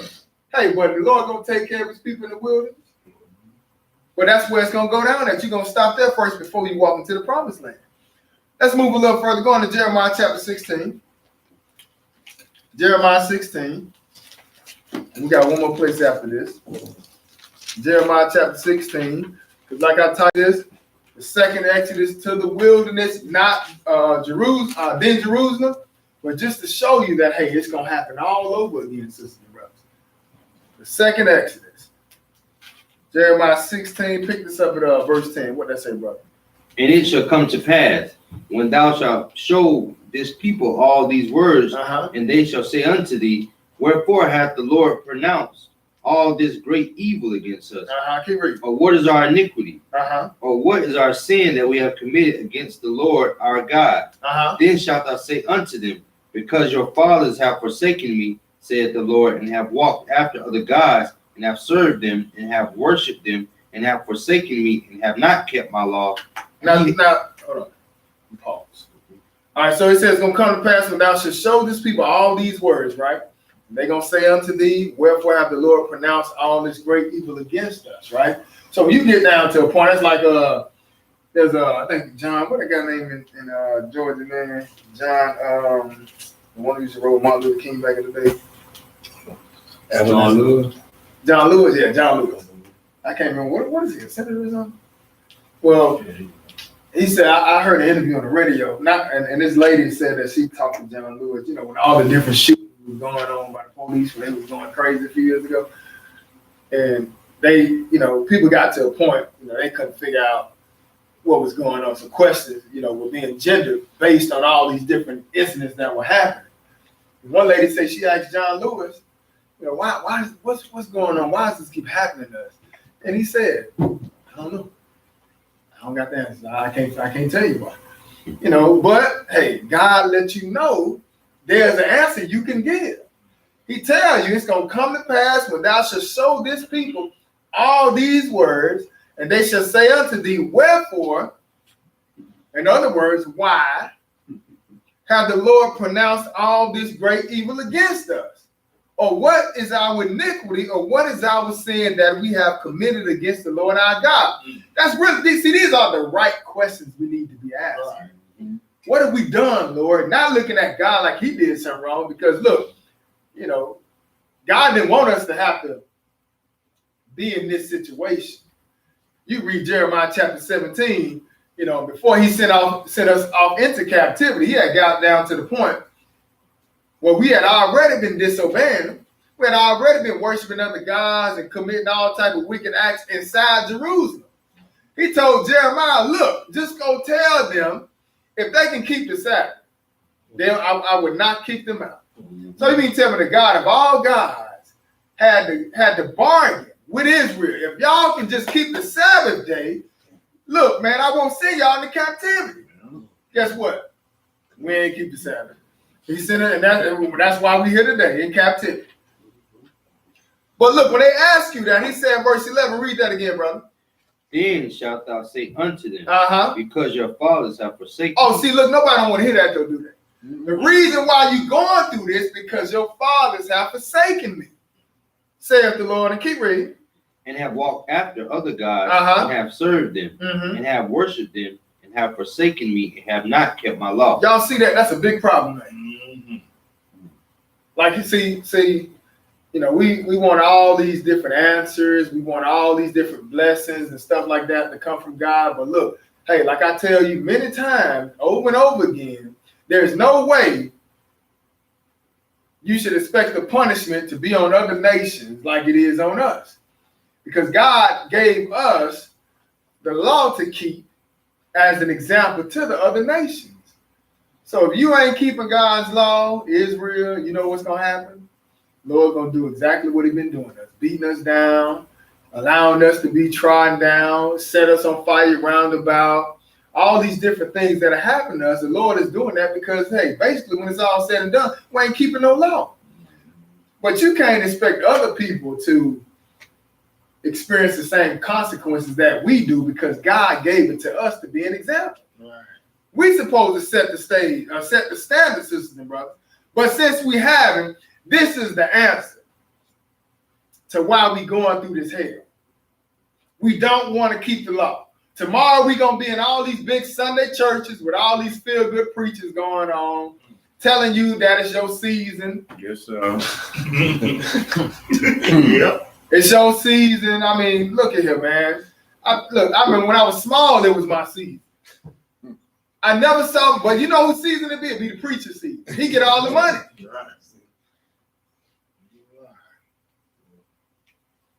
Your season, like, you know, there's something coming. You know, get ready. Money, come to me now. Yeah. Look at your neighbor, give him a high five. You go to church and exercise. Then you do that at the gym. I'm sorry, Lord. You don't do that at church. You're supposed to come to church and sit down and get the word. Yes, sir. But this is why you tell them why they're catching all this hell, because look, your fathers have forsaken my law. And what he said in verse 12, brother? And ye have done worse than your fathers. Look, you done done worse than them. Go ahead. For behold, Ye walk everyone after the imagination of his evil heart, Uh-huh. that they may not hearken unto me. That's right. Hey, we all got our own doctrine, though. Yep. You know, people like to say, well, you serve God how you want, I serve him how I want to. Look, you got these own imaginations in your heart, and that's why God tearing us up. You have done worse than your fathers, for behold, you walk everyone after the imagination of his evil heart, that they might not hearken unto me. You don't want to do what God says, so you like these different slogans, these things that make you feel good. Well, we can eat anything, we just pray over. You know, well, Jesus, he died and nailed that law to the cross. All because you don't want to hearken. What else he say, brother? Therefore will I cast you out of this land. Oh, see, we seen that happen then. He said, therefore I will cast you out of this land. That had to happen. That's when Nebuchadnezzar came down. That started that process, didn't it? He said, therefore I will cast you out of this land. Keep reading. Into a land that ye know not, Uh-huh. neither ye nor your fathers. Uh-huh. And there shall ye serve other gods day and night, where I will not show you favor. Isn't that something? The Lord said, I ain't going to show you no favor. Keep reading. Therefore, behold, the days come, saith the Lord. Uh-huh. So even though you're going to go into slavery, even though I'm going to send you out, hey, he said, therefore the days come, saith the Lord, what? That it shall no more be said, Uh-huh. the Lord liveth that brought up the children of Israel out of the land of Egypt. Right, because we talked about that today, didn't we? Yeah. He said, look, it's going to come a time where we ain't going to have to talk about that no more, right? He said, what? Therefore, behold, the days come, saith the Lord, that it shall no more be said, the Lord lived that brought up the children of Israel out of the land of Egypt. Everybody talks about that every year, don't they? Passover come up, we talk about us being delivered out of captivity. Lord opened up the Red Sea. That's a big miracle. And the world knows about God because of that. That's one thing they everybody knows about, which identifies with God. So he said, therefore, behold, the days come, saith the Lord, that it shall no more be said. We ain't going to talk about that no more. Like, that's not going to be in your mind as one of the greatest miracles, if not the greatest that ever happened besides Jesus down for our sins. But as far as man ever seeing something like this, hey, we ain't going to talk about the Lord opening up that Red Sea no more. Going to come a time we ain't going to discuss that no more. He said what? The Lord lived. Therefore, behold, the days come, saith the Lord, that it shall no more be said, the Lord lived that brought up the children of Israel out of the land of Egypt. But what? But the Lord liveth that brought up the children of Israel from the land of the north, Uh-huh. and from all the lands whither he has driven them. Oh, that's what we're going to talk about. That's going to be the greatest miracle that ever happened. Egypt was something big, wasn't it? But it's going to come a time where we're going to talk about how the Lord delivered us from all over the world. See, that right there, that was just minute compared to what he getting ready to do in the future. Real soon, too. That's why these people waking up like this, because he's on his way back. But he said, but the Lord lived, this is what we're going to talk about. The Lord lived that brought up the children of Israel from the land of the north and from all the lands whither he have driven them. And I will do what? And I will bring them again into their land that I gave unto their fathers. But he's going to do it all over again. This time he's going to get us from all over the world, sisters and brothers. Now going to Isaiah chapter 35. Isaiah 35, last place.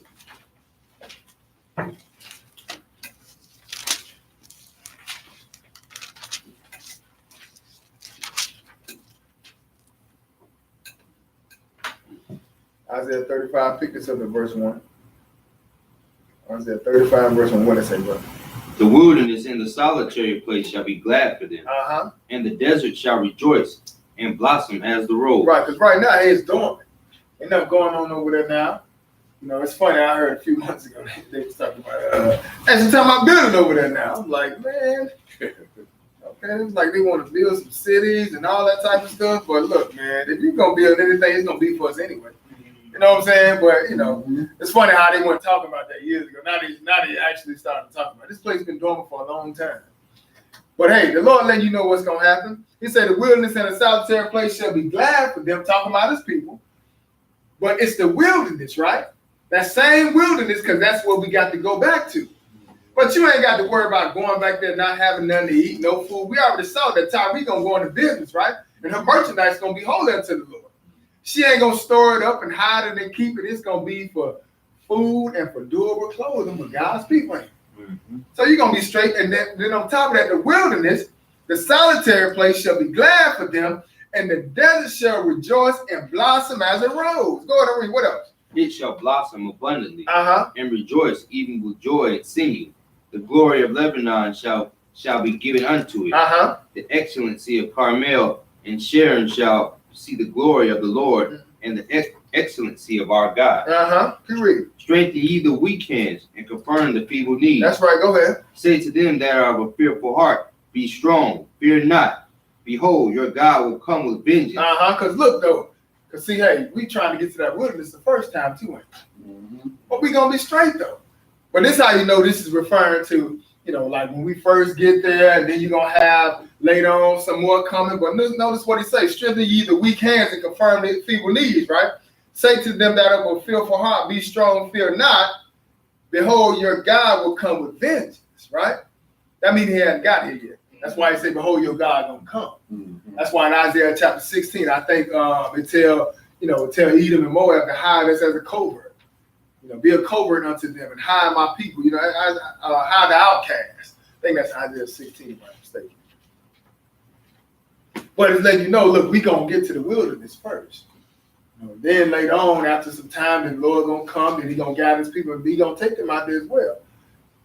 But a lot of stuff is happening in the wilderness, sister, but that's the point. Before we get to Jerusalem. Strengthen ye the weak hands and confirm the feeble knees. Say to them that have a fearful heart, be strong, fear not. Behold, your God will come with a vengeance. Even God with a recompense, he will come and do what? And save you. That's what the Lord gonna do. He's gonna save his people, sisters and brothers. Then what's gonna happen? Then the eyes of the blind shall be opened, and the ears of the deaf shall be unstopped. That's right, keep reading. Then shall the lame man leap as an hart, and the tongue of the dumb sing. That's right. It's like he healing all over the place, ain't it? The eyes of the blind gonna be open, the ears of the deaf gonna be unstopped. The lame man gonna leap. The lame man can't walk. Gonna leap as an hart. That's like a deer. The tongue of the dumb are gonna sing. For in the wilderness, what's gonna happen? Shall waters break out, and streams in the desert. Oh, didn't that happen before though? Remember they got out to the wilderness. Remember they had some quail though, right? Yeah. They needed something to drink though. So the Lord made some water come out of rock though in the wilderness. Same thing gonna happen. The Lord gonna take care of his people, sisters and brothers, but you gonna stop there in the wilderness.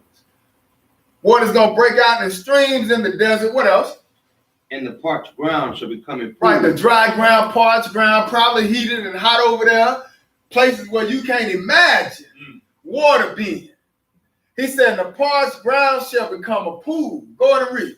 And the thirsty land springs of water in the habitations of dragons, where each lay shall be grass and reeds and rushes. Right, so the habitation with dragons, animals, and probably Komodo dragon, all that type of stuff. The big old snakes and all that stuff. Well, I'm just in my head, I can see a Komodo dragon. But those type of animals dwell out there. In other words.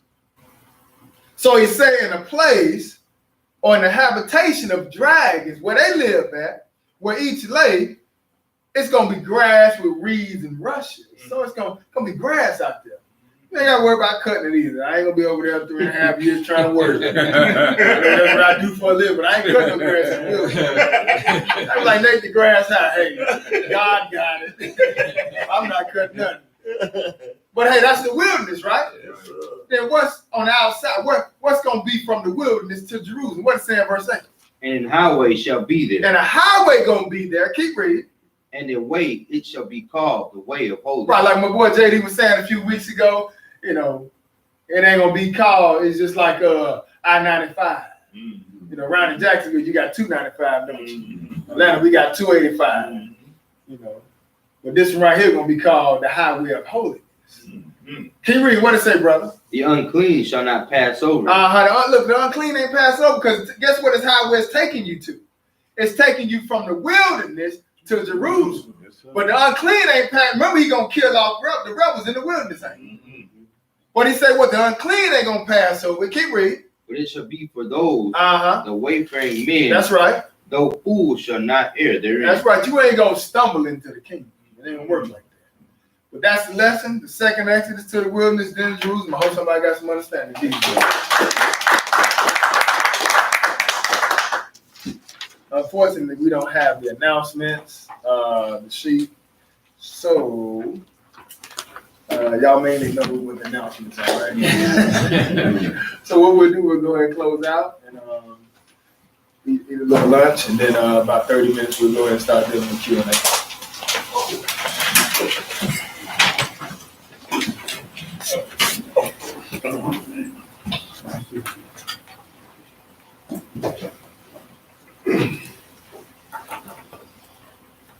Our Father which art in heaven, Our Father which art in heaven, hallowed be thy name. hallowed be thy name. Thy kingdom come, Thy kingdom come. thy will be done in earth Thy will be done on earth as it is in heaven. as it is in heaven. Give us this day our daily bread. Give us this day our daily bread. Forgive us our debts And forgive us our debts as we forgive our debtors. as we forgive our And debtors. lead us not into temptation, And lead us not into but temptation, deliver us from evil. but deliver us from evil. For thine is the kingdom, Thine is the kingdom, and the power, and the power, and the glory, and the glory, forever. forever. Praise the Lord. Praise the Lord. For he is good. For he is good. And his mercy endures forever. And his mercy endures forever. Praise the Lord God of Israel. Praise the Lord God of Israel. For he is good. For he is good. And his mercy endures forever. And his mercy endures forever. In Jesus' name we pray. In Jesus' name we pray. The Holy One of Israel. Holy One of Israel. The King of Kings. King of kings. Lord of Lords. Lord of lords. The one true God. The one true God. There is no other. There is no other. Amen. Amen. Lord bless thee and keep thee. The Lord bless thee and keep thee. Lord make his face shine upon thee. The Lord make his face shine upon thee. And be gracious unto thee. And be gracious unto thee. The Lord lift up his countenance upon thee. The Lord lift up his countenance upon thee. And give thee peace. And give thee peace. They shall put my name upon the children of Israel. And they shall put my name upon the children of And Israel. I will bless them. And I will bless. Hallelujah. Hallelujah. Hallelujah. Hallelujah. Hallelujah. Hallelujah. Hallelujah.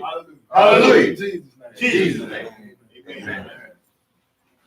Great lesson, brother Dave. Going out with awesome. Well, this word cold, man. Word Word cold, man. Man, you can't make that again, man. Them cats that's doing that Egypt college stuff.